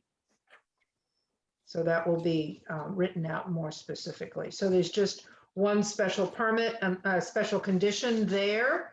And we talked about it. We know you're going to do it, but we're going to add a second one, which is to require an as-built plan for review before issuance of an occupancy permit. So that would be the. Jerry, is there going to be a revision related to the Prospect Street landscaping? Or is that the question that Leah had talked about with? Yeah, so we could say, we could put that in the site plan, a revision of the site plan to reflect landscaping on the whatever end of that is of. Prospect side by the driveway. Yeah, yeah. Hey, this is Andy. If I could, I think it's partly a question of if you're continuing to look for another plan or just conditioning tonight that be the change on the plan. Either way. Yeah, revised site plan to reflect landscaping. Yeah. So Okay. I think we come to my question, which is, Yes. can we approve this tonight, or do we have to wait for the zoning board to act? Yeah, I think it's our usual procedure on this is to say we don't have any problems with it, but leave it open until the zoning board has made its decision. They won't be meeting until July 27th, so it would have to be after that. And then we could have a quick review and approve it pretty straightforwardly if everything goes as predicted with the zoning board. But I don't think it's wise for us to approve this before we get the zoning board decision. Does anyone have any other opinion on that? Madam Chair, the applicant is certainly comfortable with that, and we appreciate the opportunity to go through the zoning board process just in case they have some changes. So it would also give us time to get you the revisions to the landscaping before we meet again. Okay, but we could take two other votes. One is the motion to grant the requested waivers, and the second is to determine that the application is complete. You know, it's kind of a little bit out of order here, but I think we should get those two votes on the record and then talk about what date we should continue this to, okay? Very good. Can I make a motion so moved for those two, or do I have to make them separately? Separately. Okay. Well, Andy, can we just do them together? Do you mind? You can do one motion, is fine. Yeah, okay, we'll take the motion for requested waivers and vote completeness in one motion. Can I have a second? That was Leah, Second. by the way. And second is Rick. Rick, okay. So I'll call the roll for approval. Alden, Yes. Beth, Yes. Leah, Yes. Rick, Yes. where am I? Don, Yes. Bonnie, yes. So those are done. The You reason want why, a motion to continue to August 4th, Bonnie? well, that's a good question. This gets into a discussion we need to have as a group after we finish with the applications. August 4th is Yankee Homecoming Week. We usually take that week off. We are meeting remotely, but we might want to decide to meet in person. So I was going to suggest that we not meet on the 4th and that we consider meeting in person, but not meet again until the 18th. Does anyone have a problem with that? Especially the applicant. Is that going to put you late in the season? Would 2 weeks earlier make a big difference in your plans if we met on the 4th to approve this? And I will not be there on the 18th. Yeah, well, we don't have some people on the 4th either, but we'll certainly have, oh, we'll need this group. Oh, no, anybody could watch, could listen to the recording, so that would be all right. So I don't think we'll have a quorum issue. It's just whether or not the applicant would feel really pressed if he had to wait until the 18th for a final decision on this. Could I hear from Blake, please? Are you asking me if I'm going to drag you guys into a special meeting just for me? The answer is no. We will wait Well, until it's given that convenient. we don't have any other applications for that night, and we've been working overtime, not just tonight, but for many, many months. Yeah, we'd really appreciate it if you could wait till the 18th. Yeah, we'll wait. Uh, I get it. Everyone has been working way too hard the last 16 and a half months. So Yeah, oh, yes, that's we can wonderful. wait. We can Okay, wait. so I'll take a motion to continue this application to August 18th. Yeah, So moved, Don. thank you. Check out. Who's that? Do I get a second from anybody? I'll second Alden. Thank you. All right, let me call a roll. Alden, Yes. Beth, Yes. Leah, Yes. Rick, Yes. Don, Yes. Bonnie, yes. Okay, great. We will see you back here on the 18th for what should hopefully be a very short. Thank you so much to everybody on the applicant's team, especially for hanging around so late to be with us. Thank you very much. We appreciate the Thank you. board's time. Good night. You're welcome.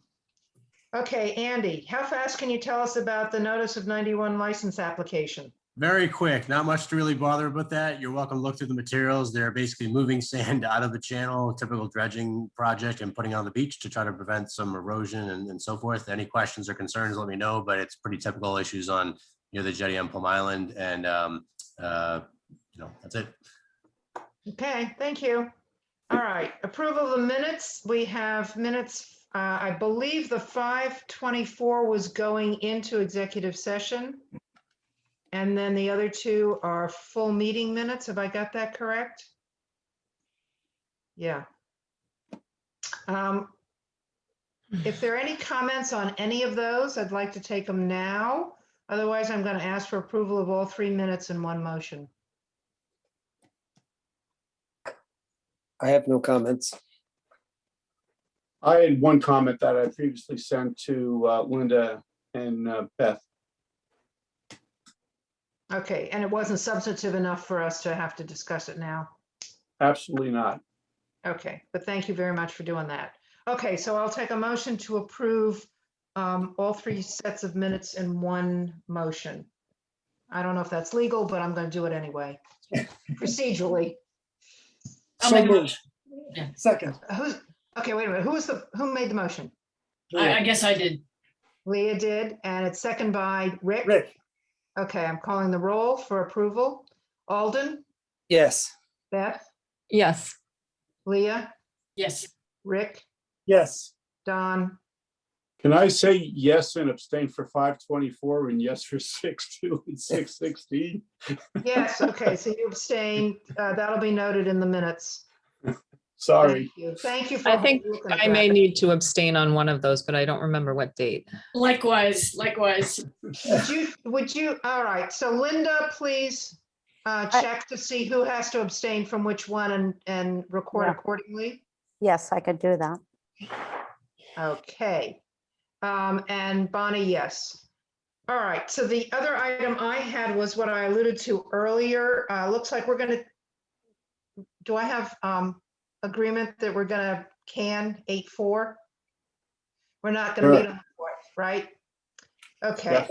So the other question is, we're coming back on the 21st of this month. And we're gonna be remote. Then it's going to be a month until the second meeting in August. How do you guys feel about going back to face-to-face? City Council is set up for hybrid if we need it. And I think it's still required for the members of the public, even if all of us want to show up. But it does give you the option to participate remotely. But the first question is, how do you feel about seeing each other?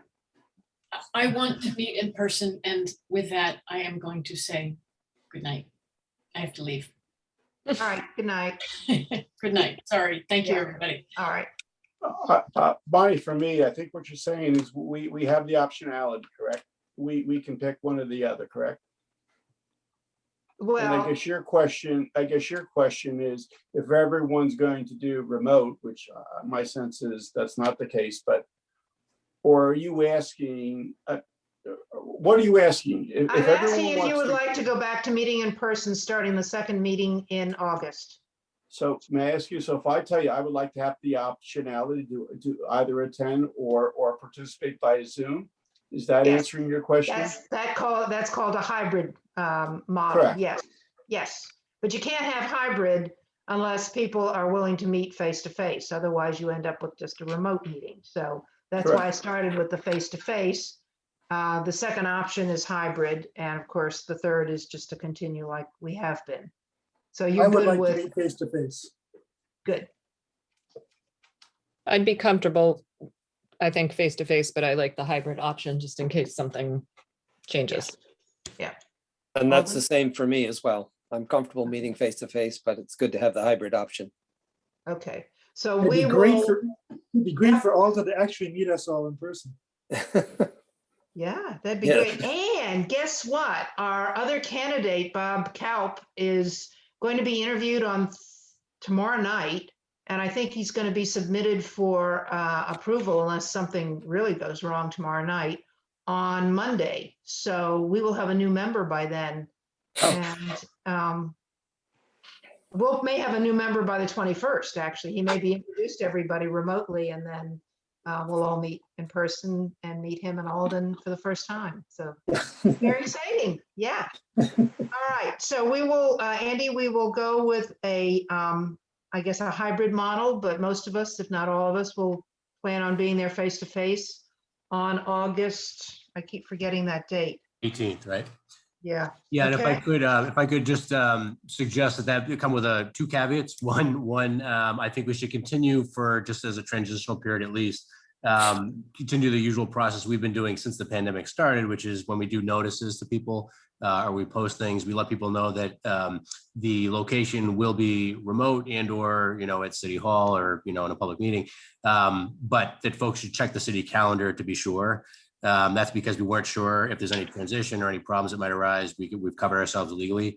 That's more of a footnote for you because we're just doing that as a matter of administrative notice for folks. But the one piece I did want to point out was that I don't think there'll be an issue here because the council obviously was expecting as much transparency as possible, if you will, for planning board ZBA. Obviously, going back a year or two to some discussion on that. But I just want to make sure that we always have the room we need because that there's two rooms right now, I guess, that have that capacity right now, senior center and the council chambers. I just want to make sure that we don't run into any snags, technical issues. In either case, obviously the remote Zoom capacity or the hybrid piece, like Bonnie said, will be there. I just want to make sure that we don't run into issues in the room. So as Bonnie mentioned, they have worked out most of the kinks, I think, in the council chambers for that. And they've tried at the senior center and I think had some reasonable success. There's been a few glitches here or there, but seems to be working. We will have the same sort of Zoom setup, I think, for the foreseeable future, either way. Okay, so that'll be good. Are there any other updates you want to give us? Not at this hour, Chair. Thank you. I just want to thank everybody. Well, I'll say it again when we get in person, but this has been a long, whatever number of months I've given up counting on Zoom, and I think we've done pretty well. I really appreciate everybody staying on the screen as much as you could to simulate seeing each other. But it will sure be a lovely change to be face to face. So, and again, for tonight, I'm flabbergasted that we got through that whole list, and I'm going to thank Heather tomorrow. I think it was worth it. So thank you again for everything tonight as well. And I will take a motion to adjourn. So moved. Thank you, Don. I'll second. Thank you, Alden. All right, roll call. Alden. Yes. Beth. Yes. Rick. Yes. Don. Yes. Bonnie, yes. Thank you, everybody. Thank you, Linda. Thank you, Andy, and good night. Good night. Night. Right.